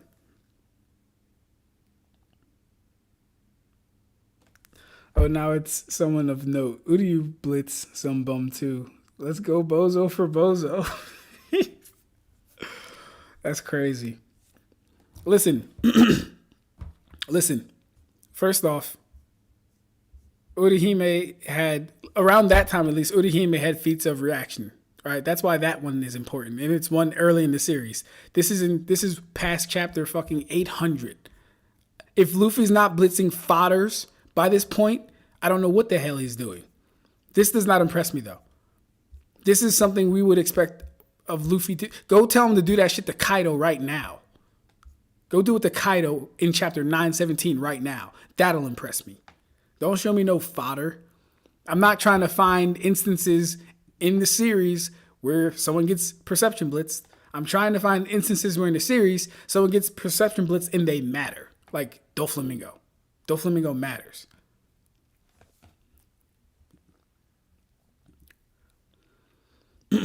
Anyways, let me get back to the joint. Red is a funny nigga, man. I swear to God. All right, what were we yapping about before? Because he made me, boy, oh boy. Okay. Ursa says, I believe that Naruto relies on scaling horizontally across verisimilitude in world building. Yes, characters don't scale one-to-one, but the nuances of Naruto apply false complexity to its structure. I have to look at your thing again, because you wrote a whole thing out about Naruto's verisimilitude. I have to look at that again. So the question is, how do I apply verisimilitude in world building scaling to Naruto? How exactly would I go about doing this? Because if it is the case that both of Kakashi's lightning blades would have killed Orochimaru as a young man and an older man, and Orochimaru hasn't gotten, I guess, any more durable, what am I supposed to do with that? Cool, Kakashi got faster. How much more potent did his Raikiri get? Did it get more potent? We could probably argue it did, but it was already potent enough to kill Orochimaru in the first place, right?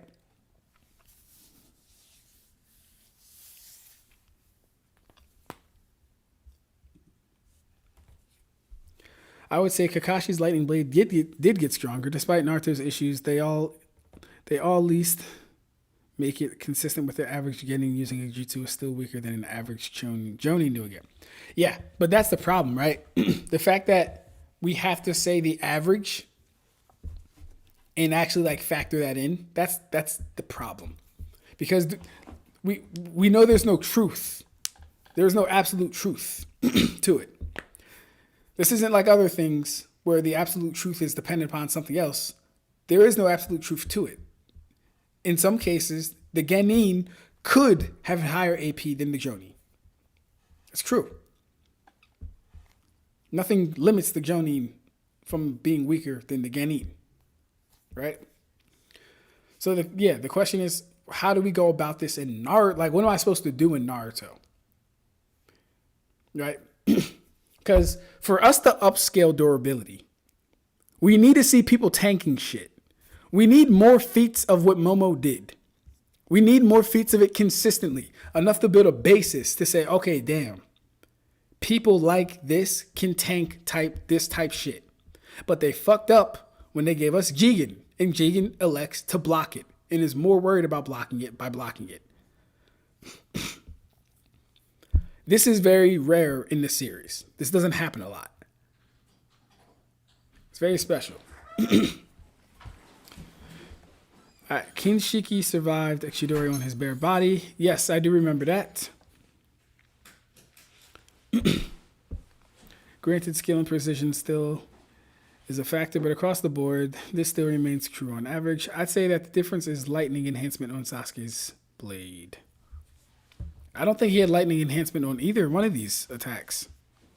This is just the force of his swing coming down. He didn't use lightning enhancement here, and he's definitely not using lightning enhancement here. How are you? Good, how are you doing? Good. Are you recording or on live? Oh, I'm live. Hi. Hi. How was everything? It's good. You seem tired, yeah? Of course. Mm-hmm. Very well. Did they eat all your rice? Huh? Did they eat all your rice? Yeah. Really? I mean, you have a little bit in here in the pot. I had that for dinner. Oh. So why are you being greedy? Should have told them stop being greedy. Actually, the whole DLM, which is a whole department, not just mine. Makes sense. It is impossible. Does Zoro's sense of direction count as perception blitzing himself? Yes, it does. We really should scale off fodders in Naruto. The fact that we have explicit statements attributing combat prowess to rank, while not perfect, it is enough to create an idea of what to expect from. Scale off the fodders. Non-named characters, which upscales the named characters.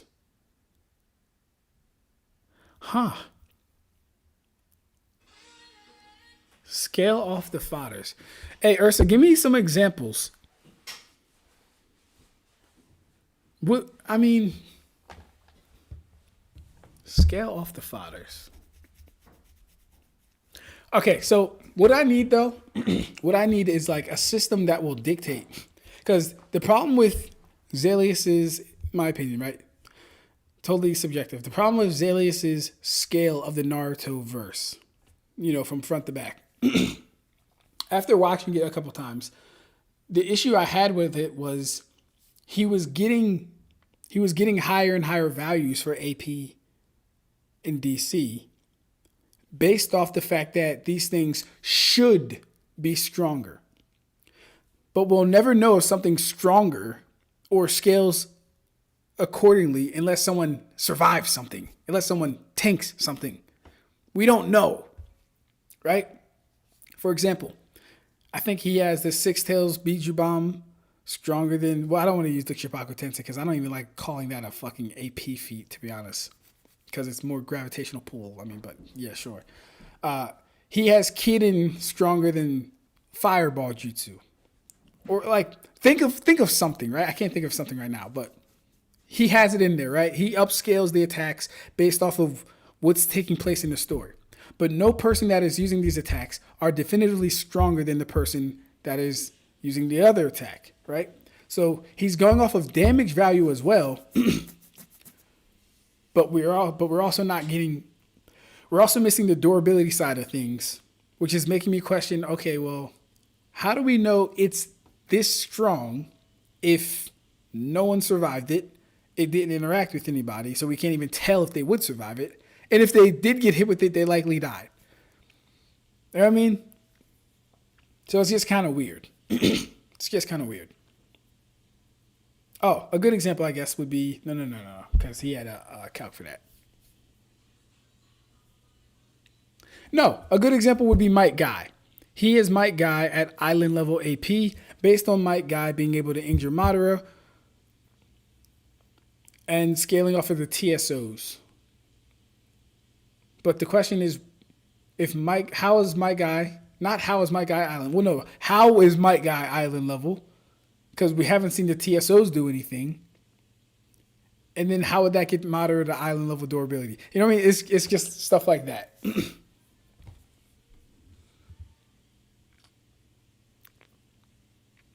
I think he's referring to Luffy snatching Tama out of his hand, bro smacking him in his mouth.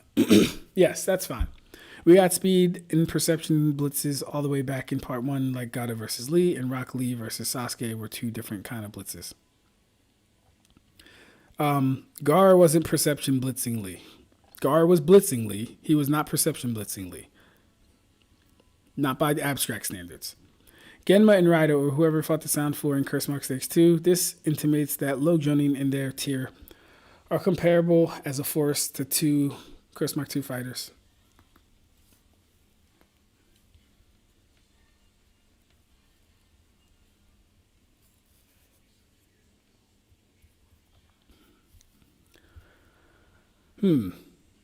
Okay. Now we don't remember our own standard that we're using the whole time. Luffy attacked, hold him. Oh, did I already read all that stuff? I might be far down.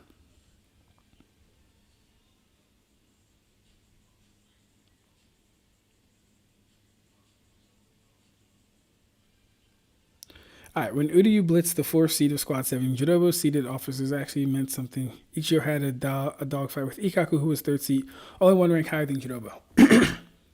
To me, we look at the tiers of the characters and recognize that if everyone can hurt everyone, then the stats are really close together. Agreed.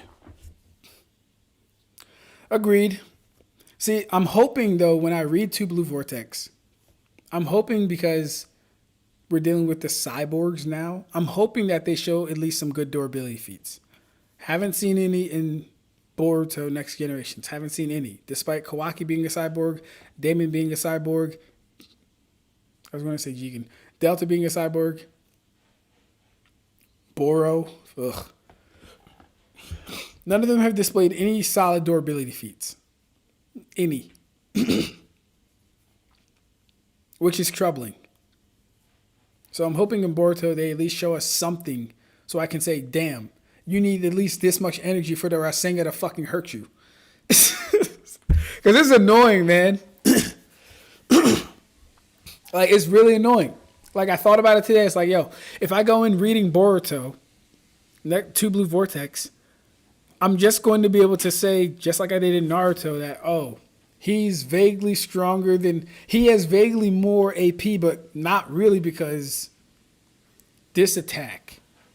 Or, oh, he's vaguely a little faster, but they can all really keep up with each other, kind of. Nothing is there to delineate, and that's so annoying.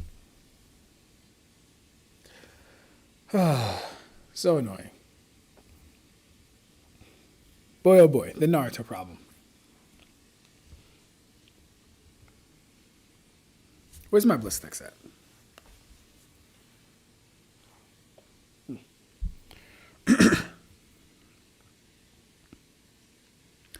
I think chapter 886 would be a good perception blitz, though maybe a bit higher. Listen, I'm only looking at relevant perception blitzes. Unless it was done to someone of note, I'm not concerned about people blitzing fodders. It's not going to help upscale the series. Like, the Blueno thing helps upscale the series. Blitzing Orihime helps upscale the series, actually, because she can keep up with Mach 14 speeds, at least at that point. People tank blunt and explosive force more often in Naruto than slashing force. See, but it doesn't have to just be about slashing force either. And number two, the explosive force usually isn't anything crazy in the first place. But we've also seen people get injured by regular paper bombs. I don't know what you mean by tank.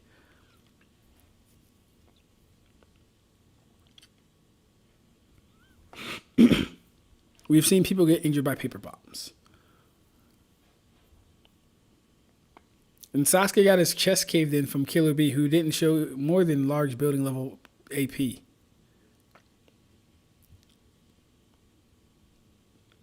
Well, in the show he did. It just wasn't a lot. And it stated that he uses chakra on his blade all the time.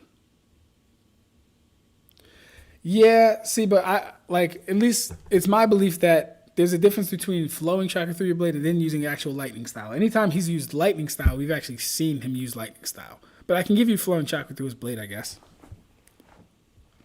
Judobo was top 100 strongest Shinigami and was blitzed by Uryu, not even easy. That's hilarious. Watch the Jigen clip again, Ab-Stract. What am I looking for in the Jigen clip?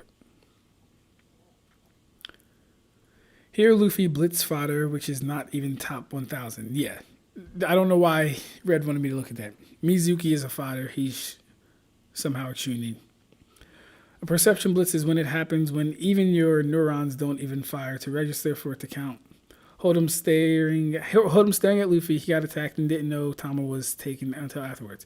Yeah, hey, Red, listen. If you want to count that, be my guest. It just does nothing to upscale the series because who the fuck is he? And why should we care? Blueno? Important. Upscales the series.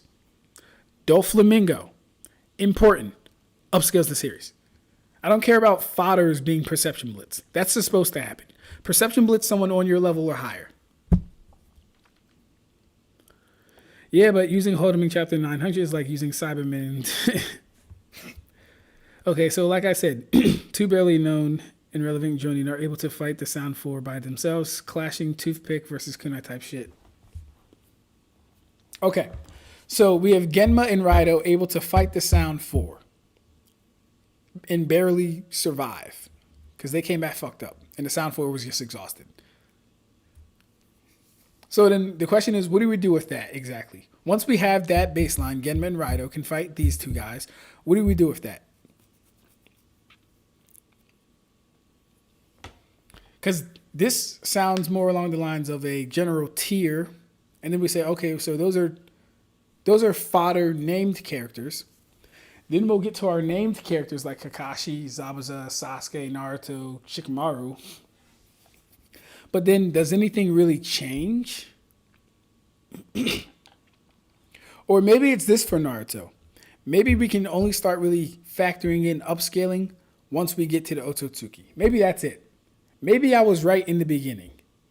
Maybe when I said upscaling for this series, aside from the very strongest, maybe that very strongest is where I need to just stay. Maybe that's where I need to play. Sarada, Mitsuki, Boruto, Kawaki. Maybe that's it. Maybe that is the answer. Because as much as I would like a baseline to say, hey, this linearly scales upward for Naruto as far as durability, AP, and speed, I just don't get that. But if I'm just restricting it to the top tiers of the verse, hopefully the feats make a separation between how strong they are. Hopefully. But if not, we'll kind of run into the same problem. Actually, they were Tokubetsu Jonin, which are just chunin that aren't Jonin level but have one notable skill that is of Jonin quality. Even though, in my opinion, Hayate Gecko should be promoted to Jonin. Wait, not Hayate, I'm thinking of Genma. Promote Genma to Jonin. To me, Naruto characters have that wall level to building level durability as a start. And the fact that we can roughly judge blitz, one shot, and no cell tiers according to who blitzed who and scaling horizontally from that. So like, even when we get there, let's see. What are some of the like really earliest blitz and one shots in Naruto? Do they even happen in Naruto? Without like kunai being involved, because kunai are going to kill everybody. I guess Might Guy, well, but he didn't really blitz him. The sound ninja, he punched him through the wall. Very nice feat. Let's see. I don't think anyone gets blitzed in one shot until...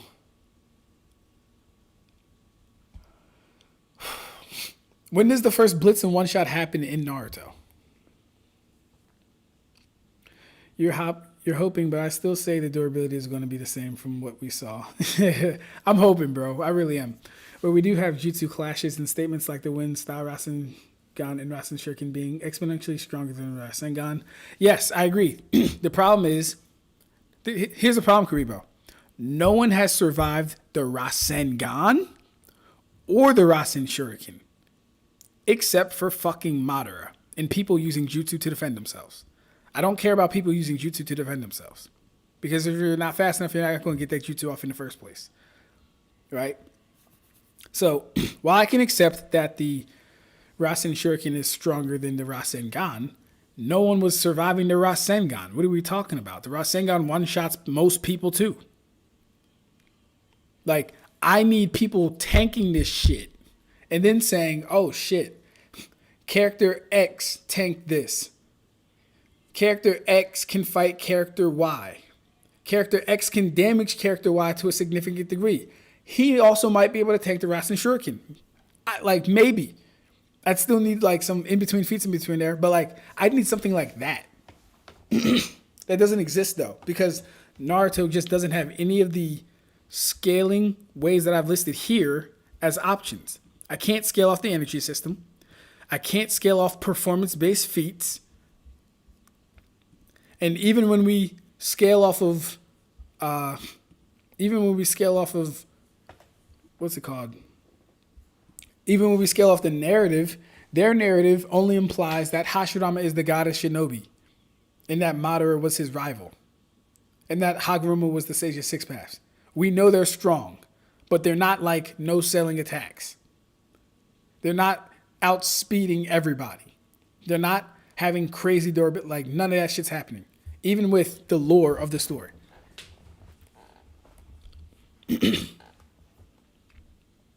Your hopes are to be dashed. It's all about the 10 tails. Hey, check out that video on Discord I sent. Oh, yes. Thank you. Good shit, Ursula. Yeah. Let me take a break/breather from that. But I appreciate the theories and the stuff you guys are giving me. Where did I see that at?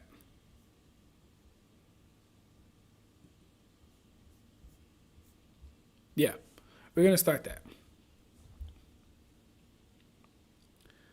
Not going to lie, I think giving Naruto characters wall level durability is a bit high.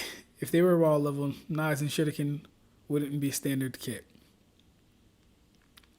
Like, here's the thing. It's not that like knives and shuriken. It is though. It is kind of bad. How do I say this?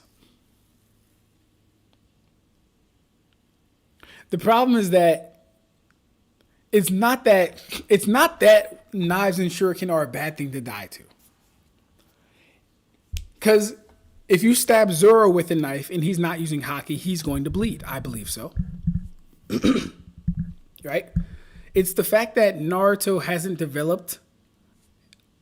Even though Naruto has chakra, their energy system doesn't allow them to use it in that manner. It doesn't allow them to create a buffer of energy, like without it being a special thing for certain people like the Raikages. It doesn't allow them to intuitively or instinctually or innately or passively create any barrier of chakra around their body or skins that can stop, thwart, or mitigate attacks. That's the overall problem with it. It's not the fact that they die by kunai and stuff like that. I expect people to die by sharp objects. They have no solid defense for it, therefore they really are kunai fucking level. And it's annoying to say. It's annoying to say because I feel like I'm coming off as a hater, but I know it's true, so I'm not hating. I'm only saying what's true. But I know people will take this as hate because they love Naruto and he can't be kunai level. You gotta the weapon scale to the user. The weapon scale to the shut the fuck up. All right, go watch my video. The weapons don't scale. Well, we're not gonna go into that bag, but yeah, I'm not mad at that. It's just that they don't have anything protecting their physical bodies. That's what it really comes down for me. Because in Hunter x Hunter, people are always using 10, which is keeping the aura around their bodies. But if they stopped doing that, they would be just as vulnerable as ninja. Sadly, most nen users are always keeping 10 around their body. So they're not vulnerable. I don't have to worry about Uvagin getting sniped off guard. He's going to have his aura up. I have to worry about Naruto getting shot by a 50 caliber off guard because he can get hurt by kunai. So it's, that's what's annoying. Okay, so to start from the top, put people in tiers, then find blitzes, one-shots, and no-cells for each tier gap.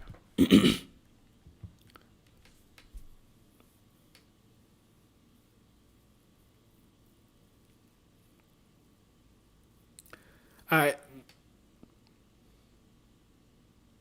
Okay.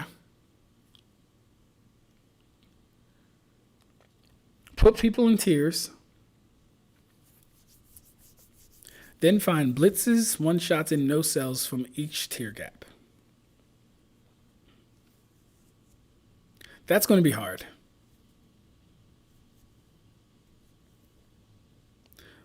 We'll probably find the most blitzes, but even with that, a lot of that's going to come down to body flicker and teleportation.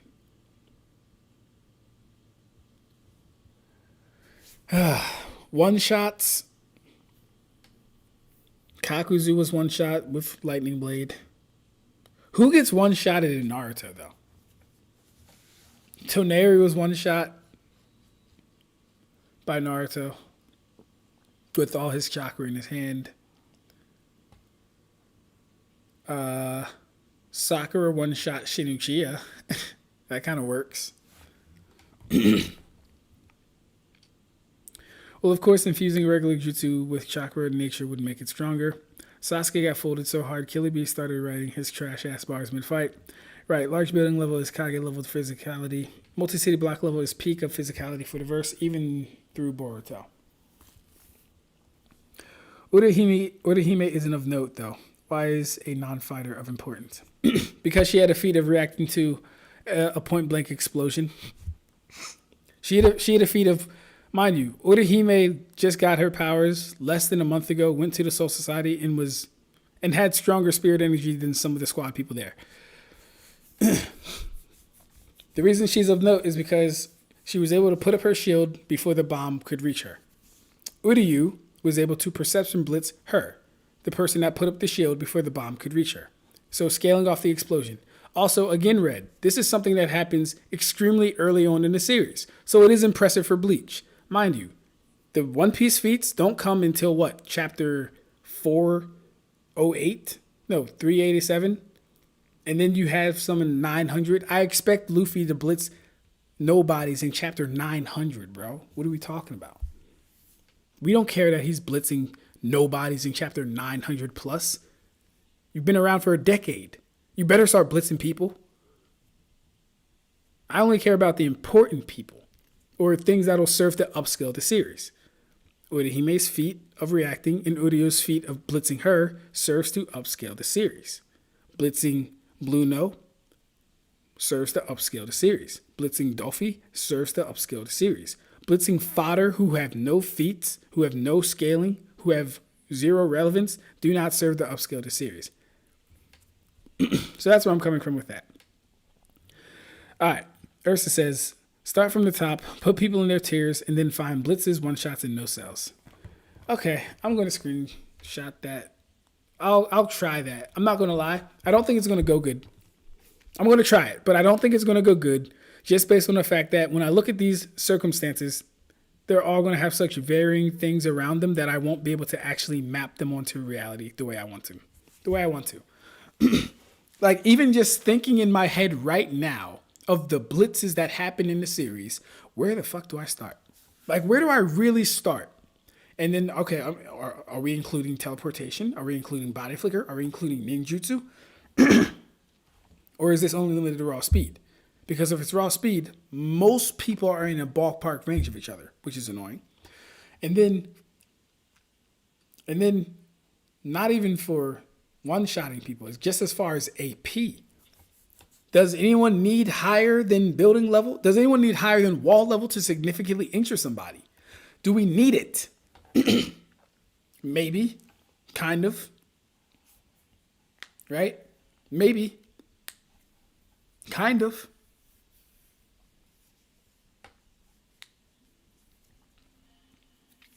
Like, Kimimaro getting sand coffined by Gaara.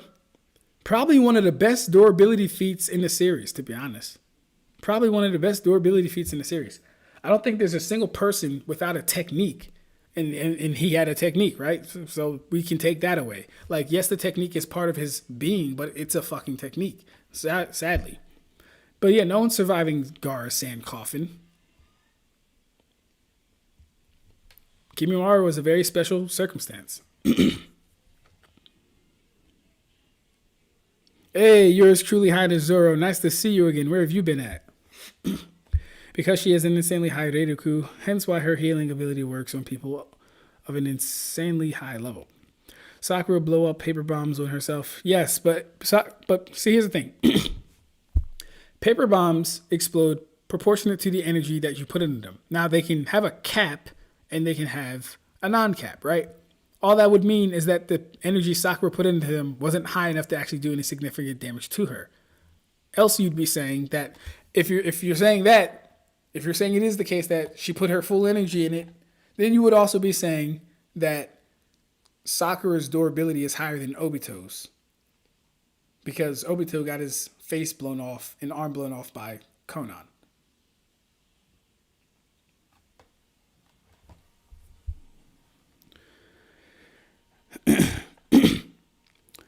What I did was pyramid scale based on tiers. We see Kakashi get perception blitz by Itachi's hand signs. So here's like I knew that might come up as far as like oh, I perception blitzed him because he couldn't see what I was doing.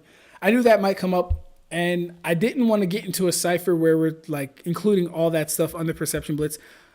Generally, I'd want to keep that more to movement speed. If you want to say he perception blitzed him because he couldn't read his hand signs, I guess that's fine. But I think it is extremely different than not being able to process what's happening. Like when he's moving, that is. When he's moving from point A to point B. That's just me, though. But I got you. What's that got to do with her fighting ability? No, it has nothing to do with her fighting ability. We're not scaling it because she's a fighter. We're scaling it because she has feats. The guy that Luffy perception blitz doesn't have fucking feats, bro. Blueno has feats. Doflamingo has feats. The randoms that you wanted me to look at get perception blitzed doesn't have feats. Hordy might have had a feat, but I haven't even read that. So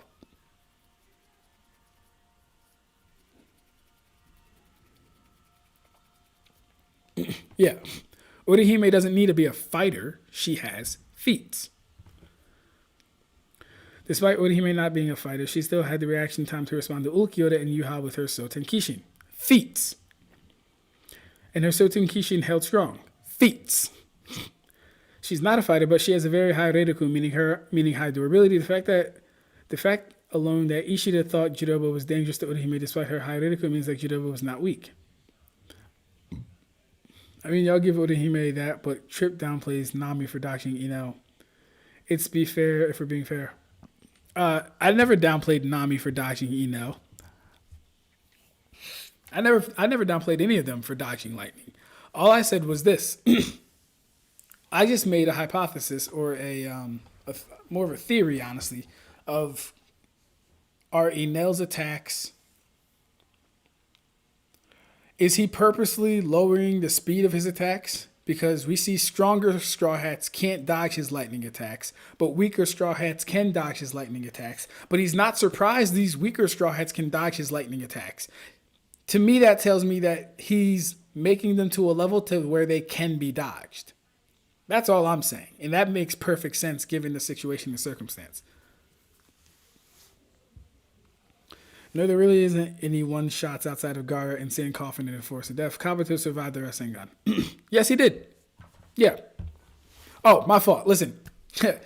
When I say survived, I'm not saying you have to die by everything that hits you. What I'm saying is no one is showing that they have a high durability in the series. He survived it.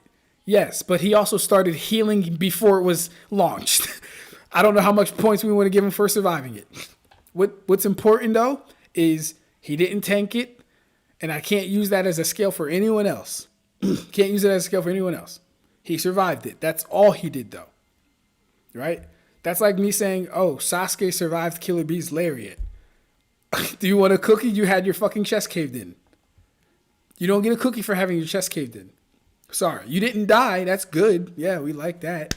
But you don't get a cookie for having your chest caved in. No. We want feats of surviving and then thriving. We want feats of no selling and then talking shit. That's what I would want from Naruto. It's not going to give it to me though.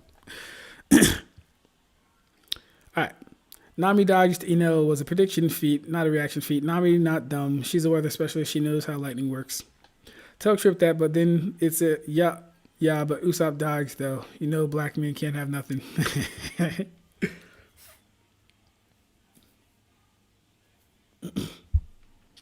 Nami actually fights though. She does fight. How shurikens can be a threat in ninja world.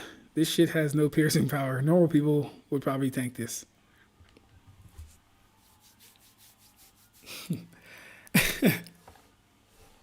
Well, I won't completely shit on the ninja because I do believe they throw weapons harder than us, right? It's just that even then it would scale respectively in their world, which means like the way we would throw a knife and it would hurt someone, that'd be the way they would throw a shuriken and it would hurt someone. It wouldn't automatically be a magical shuriken that's just going to rip through their fucking body. No, it's going to scale respectively to the series that they're in. So yeah, Minato and Tobirama are the speedsters lore-wise, and they blitz people consistently with Flying Thunder God. And Minato blitzes fodders. Minato didn't blitz Obito. Tobirama didn't blitz Madara. Like, you're talking about techniques, Karibo. And yes, I'm talking about the OG series first, and then we can build up. But let's find some stuff in the beginning of the series first. Do we have anything in the first half of the series? I don't think we do. If you can't find anything, we can talk about the second half of the series, but Ab-Stract, not gonna lie, I've been listening To the Records Ragnarok Season 3 opening nonstop. I don't know how they managed to get a legendary band like Glay on the project. Oh, I didn't know they were on the project. Oh, you know what? I did like their music, whoever they were, because I remember like, hey, yo, Tay, this intro is kind of fire. So they're a legendary band. That makes sense. I like their music. It's because they're superhumans using those weapons. A kunai filmed by me versus Kakashi is crazy different. Oh, see, I'm glad I already addressed it. Yeah. See, but it would still scale respectively, Ursa, too. You got to factor that in. If the ninja are training to be able to throw these weapons that hard and that fast, they're also training their bodies, too, right? So, just like how if you're not in the military or you don't box or fight, I wouldn't expect you to be able to punch a tire with your full fist and have it not be broken. I would expect ninja that are training to be able to throw weapons and their arms not be completely ripped in half by the shuriken that they throw, unless it's like the big ass shuriken, you know. That's a whole nother thing. Plus, they have jutsu specifically meant for speed blitzing. True. Mugetsu says, Ursa, you know what happens if a knife is chucked at extremely high speed? Air friction melts it. You don't have to be superhuman to kill someone. Uh-oh. I'm in trouble. I'm in trouble. Here I go. Hey, Dylan, did you change the Disney Plus password or? Oh, I don't think I did. I might have canceled it though. Canceled Disney Plus? I might have. I don't got money. I'm still, I'm still not working. Let me see. I'll check real quick. Why? What are you trying to watch? Off the Stars recommendation. Don't you remember that? Say it again. What it was called? Marvel movie. Oh. No, Disney Plus is still active, actually. Mm-hmm. It is active? It's active, yeah. It should be Mitchell's 123.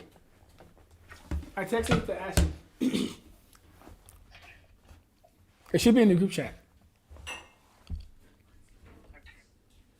All right, I gotta go. Don't stop my sale, beloved. Don't stop my sale. All right. Boy, I thought he was gonna yell at me, y'all. Thought he was watching the stream. All right, where were we?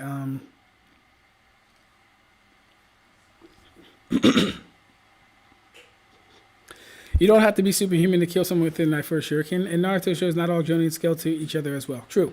Well, you have to be conservative with your definition of shunsrin, and you can't use air friction as an argument. KLOT. The Asakagaka is a consistent application of the same phenomena. If a kunai thrown by a ninja scales to their combat speed, the air friction would reach the melting point of iron, the material that kunai and shuriken are confirmed to be made of. Okay, Luffy attacked Don Krieg weapon in the midst of an explosion 5 times, but let's ignore that too. See, Red be thinking he'd be saying shit, bro. Let me show Red. Hold up. I got you, Red. Stay your ass right there. Don't go anywhere. Hey, Red, you want some water, nigga? You all right?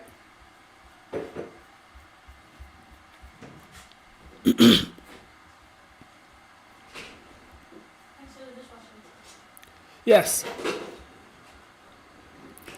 What is this saying, Red? At the lowest base, Luffy in East Blue had a punching speed of Mach 6 to Mach 10 at a gross lowball, based on being able to punch Krieg's War Spear 5 times within the span of an explosion. What does Ab-Stract say to that? The only issue I have are the 10 times faster than base and the claim that Blueno is perception blitzed. So, good brother, you're wrong. You're loud and wrong. All right? We took Don Krieg's joint.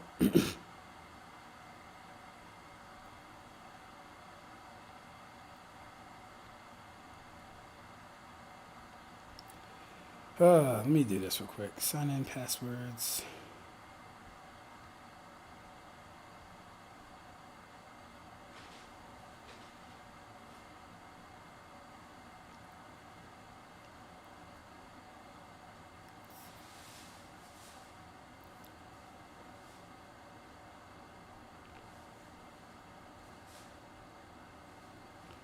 All right, where we at? Kakashi being blitzed by Itachi upscales the series. Oh, that one's not working? Oh, really?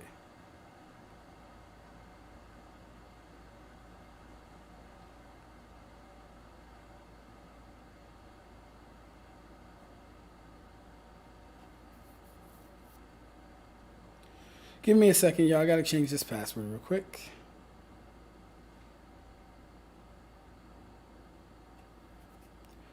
La la la la la.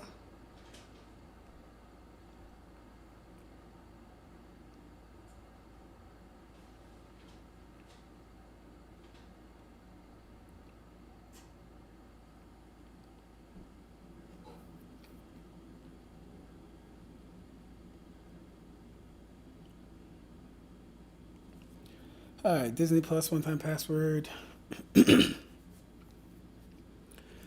Come on, 087403.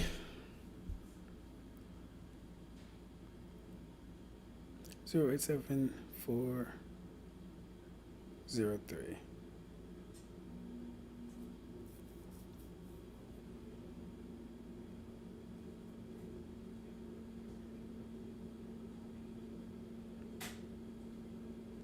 Manage Nielsen.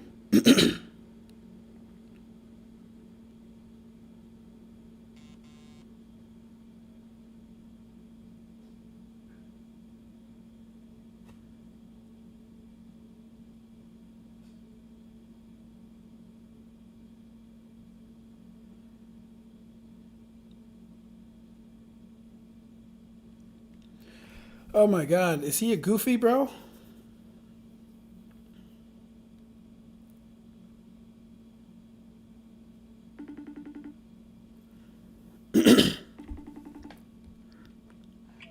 So it did work.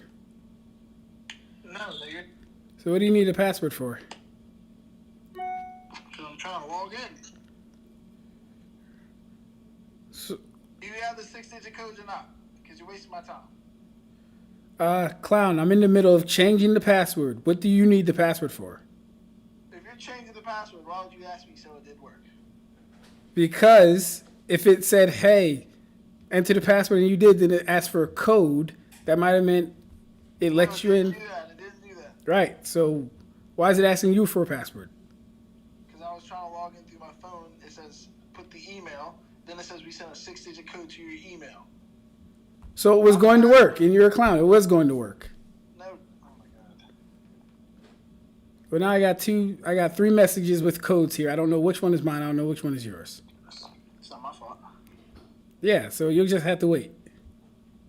Go ahead and change it. Change the password because that's not working. I know. Better know, Buster Brown. You're not on Stacy. All right, hold up. Where is this? 005293. 005293. Give me a second, y'all. Gotta help this clown. Are you on live? Yeah. I didn't see you on live.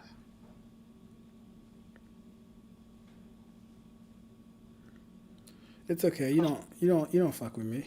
It's all right. Oh, you are on live. We talking that talk. I see.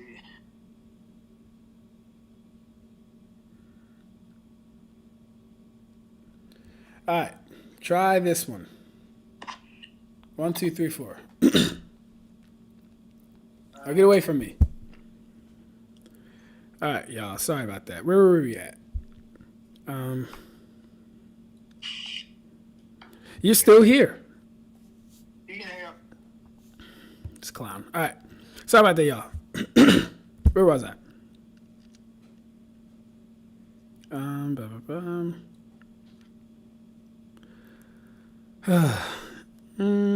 Oh, Kakashi being blitzed by Itachi upscales the series.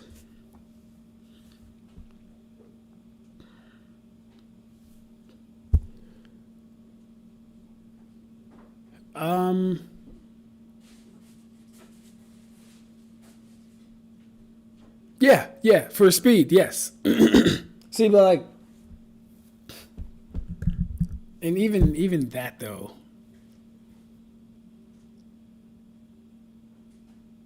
Wait, when was it? Wait. When was Kakashi Blitz? At what point? Like, at what actual point was Kakashi blitzed? Are we talking about the exploding shadow clone, the hand signs, the kicking Kurenai? What point was he blitzed by Itachi? I don't actually remember that happening. That wasn't a speed feat. That was the durability feat. He ate the explosion and kept throwing punches instead of being blown back. Teleportation is most never added to speed. Don't talk like DBZ community about it. You'll get doxxed. Hey, what's good, Espada? How you doing, bro? It's been a minute. How you doing, bro? Hey, Ab-Stract, how you doing? It's been a while. During that time, I found out why Naruto fans believe the Bleach realms are solar system level. Oh, wow. Okay. Interesting. Can I help you? Yes. Don't you doing something? Those were getting it. We can start at one. We can start at part 1 with Kakashi blitzing Team 7 and those brothers that jumped out of the puddle. All right.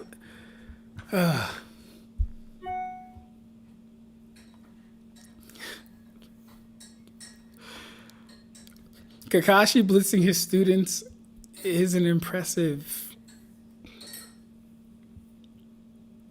But fine, we can use it, I guess. I guess we can use it. But that'll only account for one part of like 5 holes of what I'm talking about. We have AP, we have durability, we have speed. Yeah.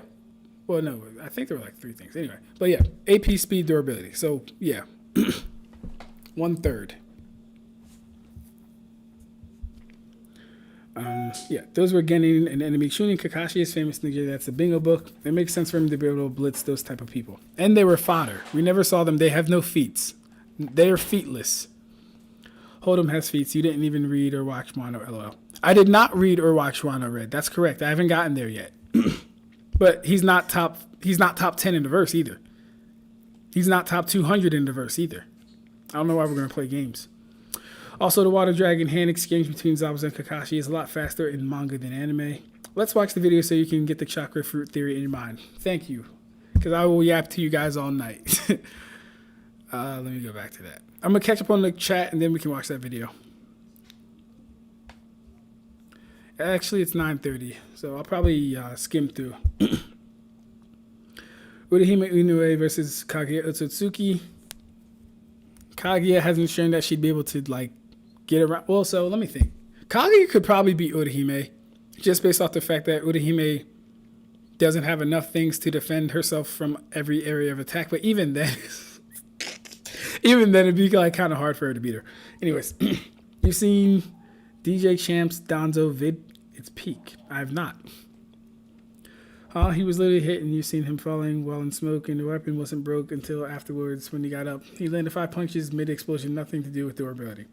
Peak Katsumi versus Peak Kowlon.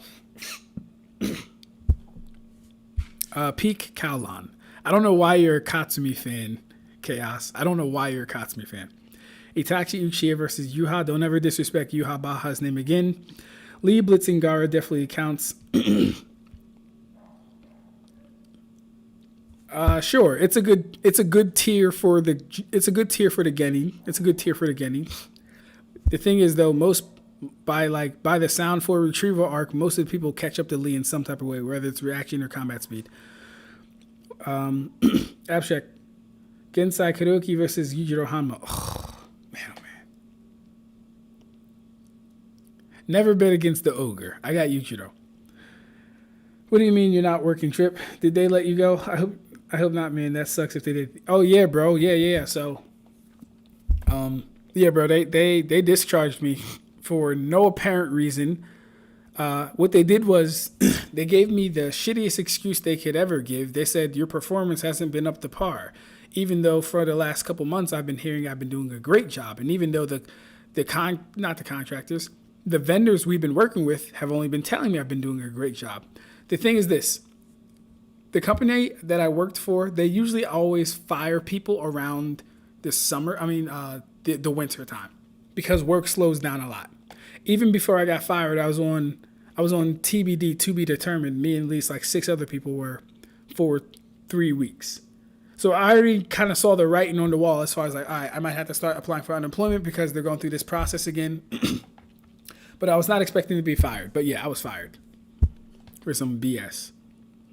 Pretty sure Gaara threw kunai fast enough they caught fire. What? If Mike Tyson would punch some regular tuning, do you think they can tank it? No. Oh, actually, no, they couldn't. No.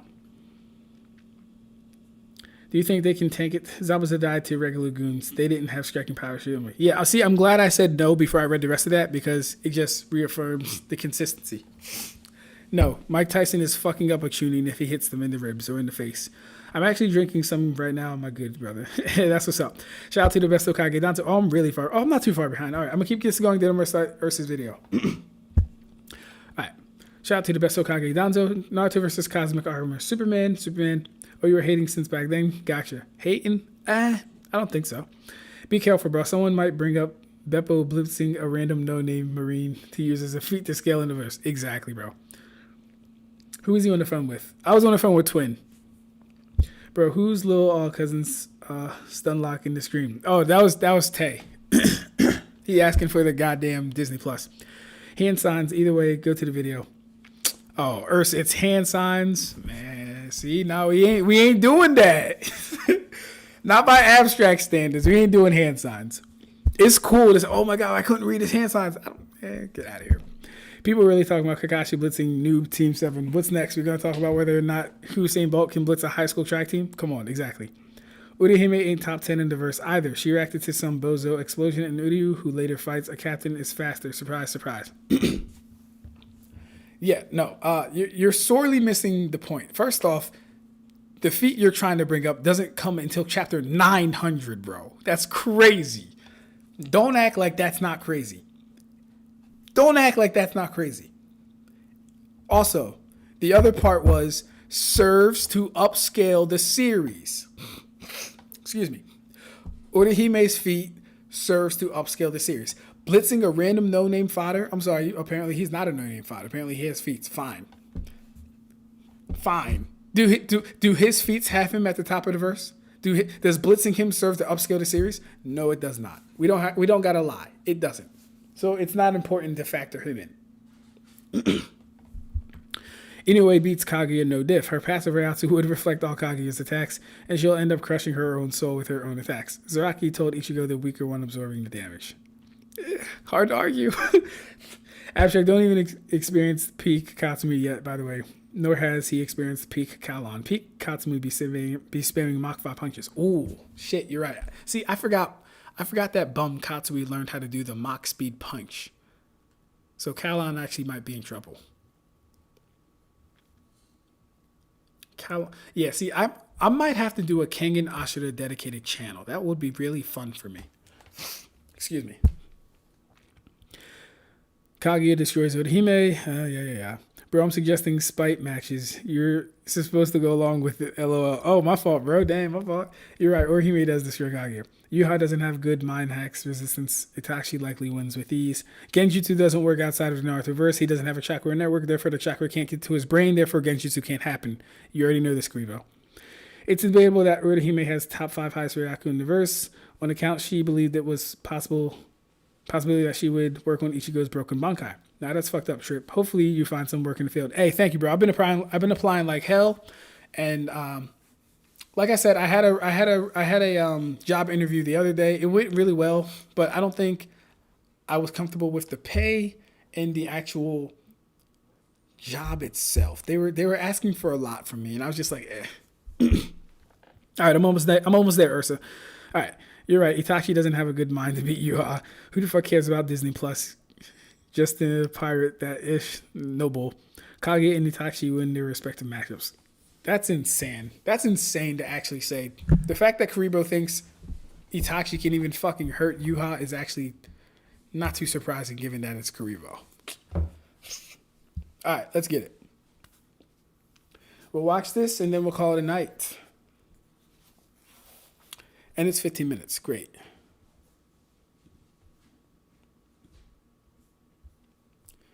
All right, let's get it.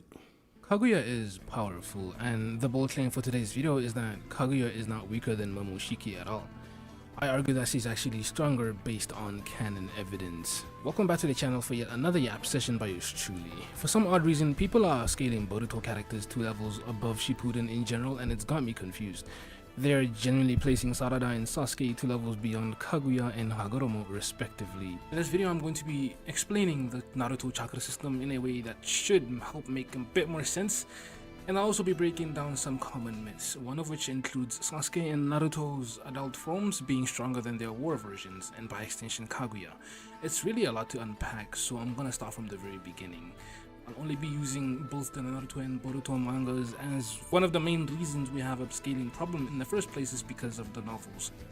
In Boruto, we're told that in order for there to be a divine tree, there has to be an Otsutsuki sacrifice that will be fed. Can everyone hear? He's a little low for me, but can everyone hear? How's the volume for you guys?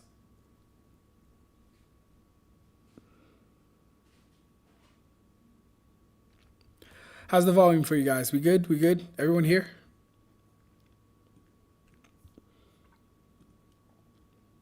Little louder, a little down, let me know.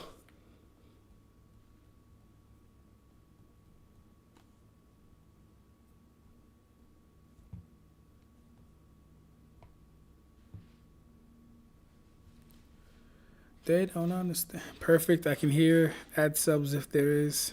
Gotcha, we can do that. Hey, don't forget, guys, like the stream, share the video. If you can hype the video too, try that out too. I want to see if hype works. I can hear. Beautiful. The volume is good. Perfect. I'll take it back 5 seconds and then continue. Or maybe like 30 seconds, yeah. And I'll also be breaking down some common myths, one of which includes Sasuke and Naruto's adult forms being stronger than their war versions, and by extension Kaguya. It's really a lot to unpack, so I'm gonna start from the very beginning. I'll only be using both the Naruto and Boruto mangas, as one of the main reasons we have upscaling problem in the first place is because of the novels. In Boruto, we're told that in order for there to be a divine tree, there has to be an Otsutsuki sacrifice that will be fed to a Tento seedling so that the seed can turn into a divine tree. The remaining Otsutsuki is then left to look after the tree as it slowly grows and cultivates a chakra fruit, hence why they, Otsutsuki, travel in pairs. After all that time, a chakra fruit is created, which they then eat to evolve. But wait, how can there be a divine tree on planet Earth before Kaguya and Ishiki, and why was she able to eat a chakra fruit if one of them has to kill themselves? Logically, that's how it's supposed to go. But then my little theory suggests that before Kaguya and Ishiki, another pair came and planted the divine tree. There are some instances hinting towards that, and one of them is literally why both Ishiki and Kaguya are still alive, yet a divine tree still stands. When Sasuke visits the hiding place of Gaara's 10 Tails, he discovers a mural that shows the Otsutsuki pairs that have come to the planet. The first two are Kaguya and Ishiki, then it's Momoshiki and Kinshiki. Among the two pairs, there is a third pair, but the mural is destroyed, so Sasuke was unable to view who they were. My theory is that the first ever Otsutsuki pair came to the planet and planted a 10 Tails seedling. One of them sacrificed themselves, obviously, and the other, who was supposed to look after the fruit, likely died for some reason. We don't know about these two yet, but let's assume they both died as their murals are destroyed. Now that we have an idea about the timeline, let's understand what exactly the 10 Tails, the Divine Tree, and the Chakra Fruit actually are. Upon sacrificing, the Otsutsuki 10 Tails reforms and becomes a huge world tree. The tree grows for 1,000 years, as per Madara Uchiha's words, whilst also creating the Chakra Fruit. Sounds harmless, right? Yeah, the problem is the chakra fruit uses everything as a source of nutrition because its roots spread out throughout the planet. This includes people, animals, trees, fish, whales, rocks, water, sand, everything. It takes everything. The only good thing about this is that the process is slow, and because of that, the Earth's population remains relatively balanced and nature is able to regenerate itself over time. After all of this theft of energy from people and animals, rock and trees alike, the chakra fruit is born. The chakra fruit is simply the energy aggregate of every single living thing on the planet, as well as the natural systems that support that life on the world itself. Though Earth's in particular is mainly nourished by the blood of old wars that's been saturating the planet's surface over time. But it also takes a lot from nature as well. The genetic information that allows Otsutsuki to evolve comes in the form of chakra from the population, and the natural systems are just pure natural energy ranging from the movement of water to the burning of lava, and perhaps the generation of steam when both of these are combined, for example. This pure nature energy later becomes the Biju, but more on that later in the video. When those two energy types are combined, you get Senjutsu Chakra that's on a completely different level. This is, by definition, planetary Sage Mode, or what is more commonly known as Six Paths Senjutsu, though only when you also have the Rinnegan, since Six Paths refers to the Rinnegan's 6 main abilities. This is why Naruto and Sasuke each possess these aspects to fight a more complete user of Six Paths Sage Mode through Madara Uchiha. More on this later though. Once Kaguya eats the chakra fruit, she becomes the god of the world and rules it through power. Logically, Kaguya should have killed everyone back then, as Zetsui implies, but Kaguya later admits to everyone that Earth is her precious nursery, meaning she saw value in everything the planet had to offer. That's then why she decided not to kill everyone but rule them. This then leads to her attachment with the world and then soon leads to her first pregnancy. After some time since conquering the world, Kaguya gives birth to 2 children who are each born with their own chakra. Hagoromo, aka Sage of Six Paths in particular, is the outlier here because he's born with the Rinnegan. The anime shows him having the Byakugan and such, that's why I just say, let's ignore all filler for now. Hamura is the younger brother who possesses the Byakugan, and his genes later become the Hyuga clan. Kaguya later regrets having these children because she clearly isn't the only god anymore, and that threatened the dictatorship she had built all this time. To eliminate the threat, she's forced to fight her sons, and this is when Kaguya realized that the boys are actually almost as powerful as her when combined. This then led to her becoming the Ten-Tails Jinchuriki in order to gain the upper hand. Her merging with the Ten-Tails is what makes her one of the strongest beings in the series, only behind Shibai, and maybe level with full power Ishiki, since we don't really know the extent of his powers. She's definitely stronger than the version that was forced to reincarnate through Jigen's body though, since it only took a single sliver of the chakra fruit to defeat him, aka Kurama's chakra. Here's my reasoning for my scaling this time. Remember how we need an Otsutsuki sacrifice to give birth to a divine tree? Kaguya taking in the Ten-Tails is the equivalent of absorbing not only the tree/Ten-Tails itself, but also the Otsutsuki sacrifice from the very beginning. Ten-Tails itself is seen being used as a chakra battery by Ishiki, so they still have huge amounts of chakra even before being turned into a tree and absorbing nature energy from the world. Jigen actually absorbs his juvenile Ten-Tails chakra right before going to fight Hokage and Uchiha, so this is also probably why he was able to make a mockery out of them. On top of the chakra fruit, this assimilation grants her the Ten-Tails powers, and in addition, the original sacrifices life force and powers since the Ten-Tails ate them in the beginning.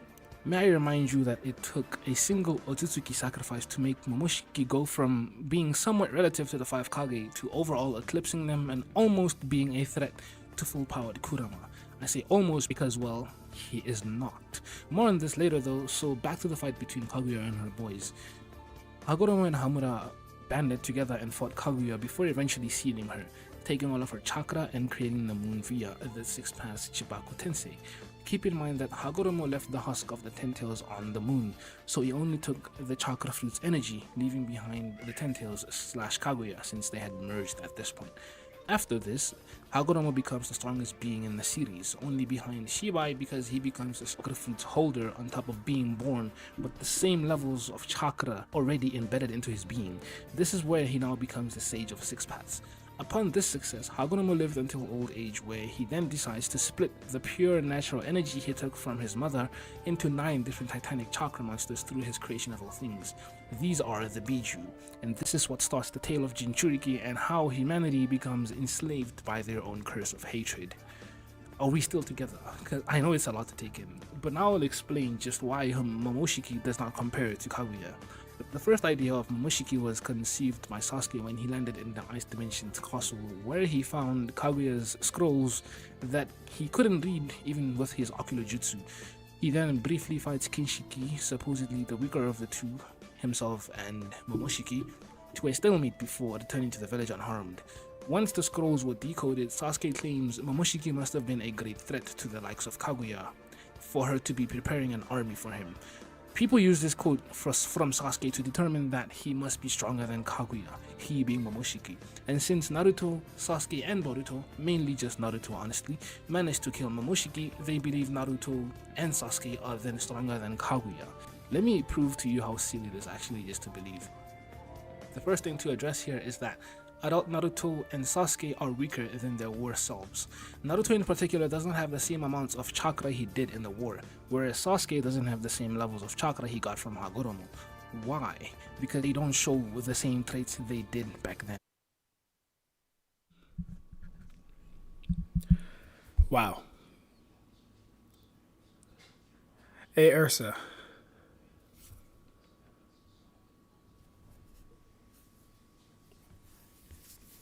So far, good video.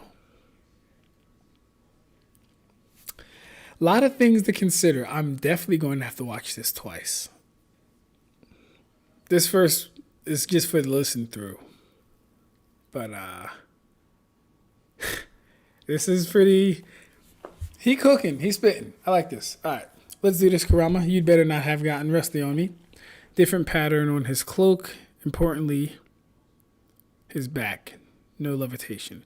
You awaken 6 paths ninjutsu. Okay.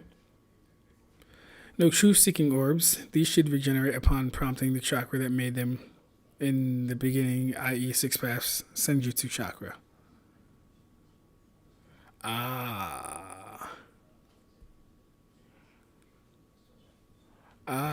Okay. I like that. But I'll explain first on Naruto. This isn't to say his KCM in Boruto isn't Sage of Six Paths mode by name. Naruto calls it exactly that when he talks to Kurama during Baryon mode, and he isn't wrong to call it that. People fail to realize that this isn't the same thing as Six Paths Sage mode. Let me explain why that is. In chapter 686, Hagoromo mentions how in order for his chakra and soul to be summoned, we need only Kurama's chakra, Indra's chakra, and Ashura's chakra.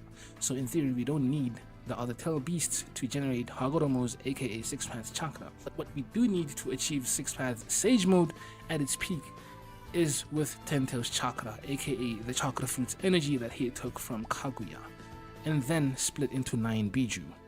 Madara, Obito, and also Naruto throughout the war managed to collect all of the Biju, even though each of them got pieces of the whole thing. On top of the chakra, you should also be capable of manipulating natural energy, otherwise you'll just end up like Obito. It's why Madara gains the full rap and Obito getting the disabled version, since only one of them knows how to use natural energy or use Sage mode. This is also why Naruto learning Toad Sage mode is one of the most important things to happen in the series. To further add on to this, Naruto's first ever KCM resembles the Sage of Six Paths in more ways than one. The first obvious link is the Otsutsuki horns, the second sign is the Yasaka Makatama markings, and then the third is having the ability to perform Wood Style. Yeah, Naruto knows Wood Style, he just doesn't do it consciously like Hashirama does, and he does it consciously only once when he reseals Nine Tails in his psyche. Even the Kyuubi himself says, "This is the Six Paths," in questions exclamation. So then what's the difference between Sage of Six Paths mode and Six Paths Sage mode? Simply you add planet.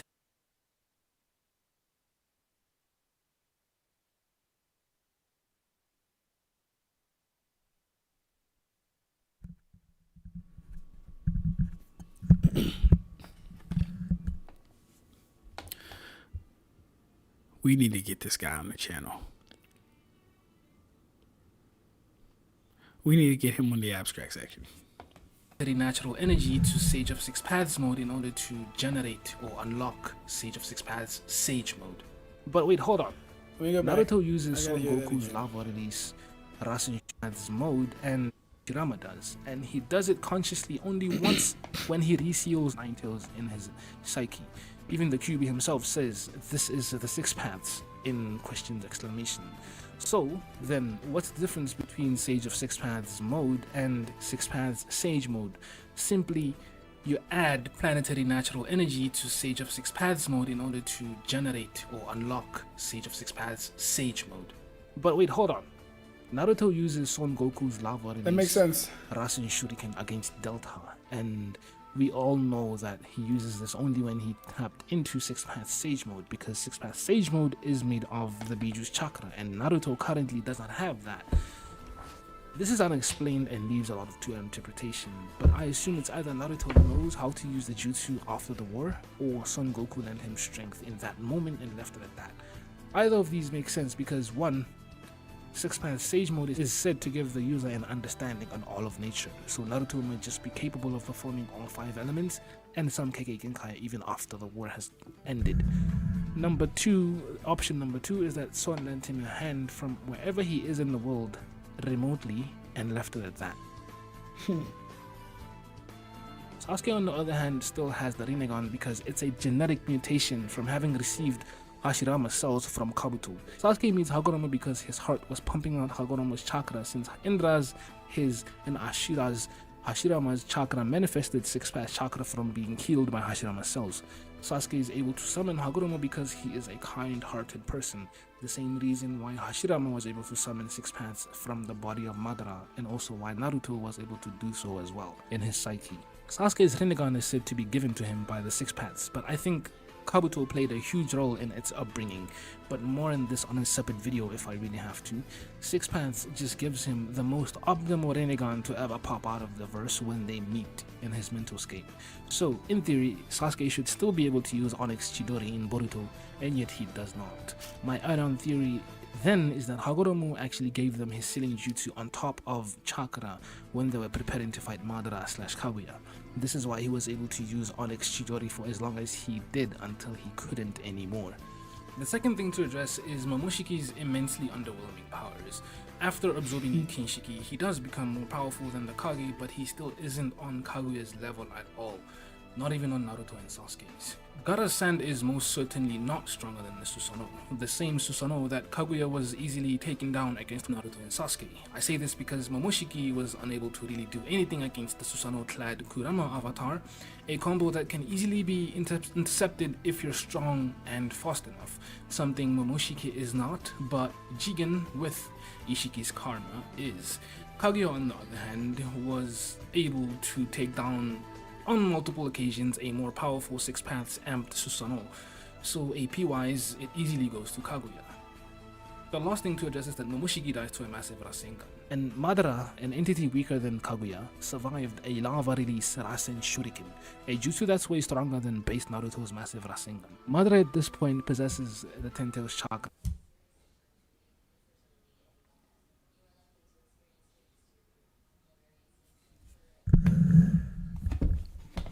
Who is this guy?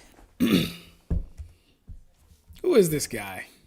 Where'd you find him? Only 134 subscribers. We're going to come back to the video. New channel. Soccer is not bad.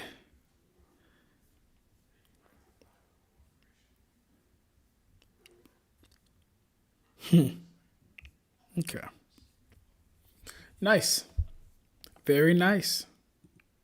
Like Kaguya what I'm is hearing. powerful. Like what I'm seeing.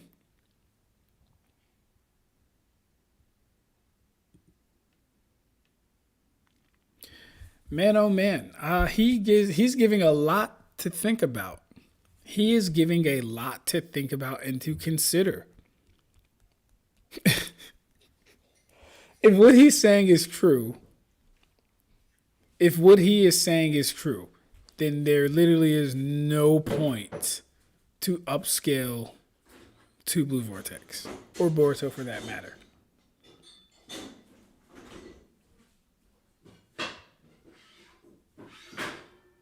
Is this clean, Dylan? Yes. Okay, I'm gonna leave it here for you to pack. Do you remember where it goes? I thought we just left it out. No, where's it go? You've never seen it left out. Told you a million times. It goes. That goes under? Nothing's on the counter besides appliances. Ah. Good night. I'll be there soon. Like 7 minutes. Shuriken against Delta, and we all know that he uses this only when he tapped into 6-path Sage Mode, because 6-path Sage Mode is made of the Biju's summon 6 paths from the body of Chidori for as long as down against Naruto and Sasuke. I say this because Momoshiki was unable to really do anything against the Susanoo-clad Kurama avatar, a combo that can easily be intercepted if you're strong and fast enough, something Momoshiki is not, but Jigen with Ishiki's karma is. Kaguya, on the other hand, was able to take down on multiple occasions a more powerful 6 paths amped Susanoo, so AP-wise it easily goes to Kaguya. The last thing to address is that Momoshiki dies to a massive Rasengan. And Madara, an entity weaker than Kaguya, survived a lava release Rasen Shuriken, a jutsu that's way stronger than base Naruto's massive Rasengan. Madara at this point possesses the 10 Tails chakra and has become too strong to die. This also puts Jubidara above Momoshiki. I'll make a video on this if I have to. Later on, Kaguya takes 9 different Rasen Shuriken, each of which was pumped with the energy of the world, i.e. the Biju, and comes away unscathed. Do you know how insane this is? You could say she absorbed them, but that's directly contradicting the fact that the chakra actually affected the Biju chakra inside of her. So she did, in fact, tank the most sublime jutsu to come out of Naruto's resolve. Kaguya, on top of that, has space-time ninjutsu that she can use at any given moment, at any given time, to take her to any given location. Though, as we've covered already, I barely see Momoshiki doing anything to Kaguya's defenses. He doesn't have the strength to do anything to her other than his taijutsu, which he wouldn't even get a chance at performing anyway given her powers. I think her fear of Momoshiki, if you want to call it that, comes from his combatant nature, since Kaguya herself seems to be extremely passive. She probably must have also assumed that he'd come prepared, like some time after accumulating not one but maybe more Otsutsuki sacrifices. I appreciate you watching until the end, and if this video actually helped you see the power scaling in a different light, drop a like and hit the subscribe button, as that helps the channel a lot. If not, still do like the video and let me know what you think about this in the comment section below. With that said, that was me, and I will see you in the next one.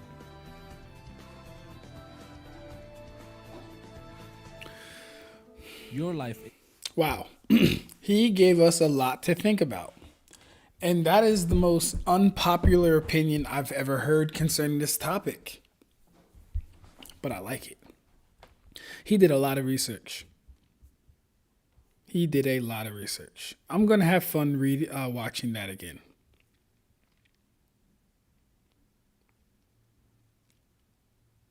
Oh, brother, this guy reads this his own source material. Peak. Considering it took Naruto and Sasuke, Kakashi, yada yada. Man, that's awesome. Finally, someone I agree with. Yeah, I'm about to watch this again. But all right, y'all. I'll actually have to probably review this again too. Not just watch it, but review and actually talk about it again because I'm about to go to bed. But yeah, tomorrow's Friday. We will be streaming again. Maybe earlier. We'll see. We'll see. We'll see. But you cool cats, take it easy. Ugh. Yeah, you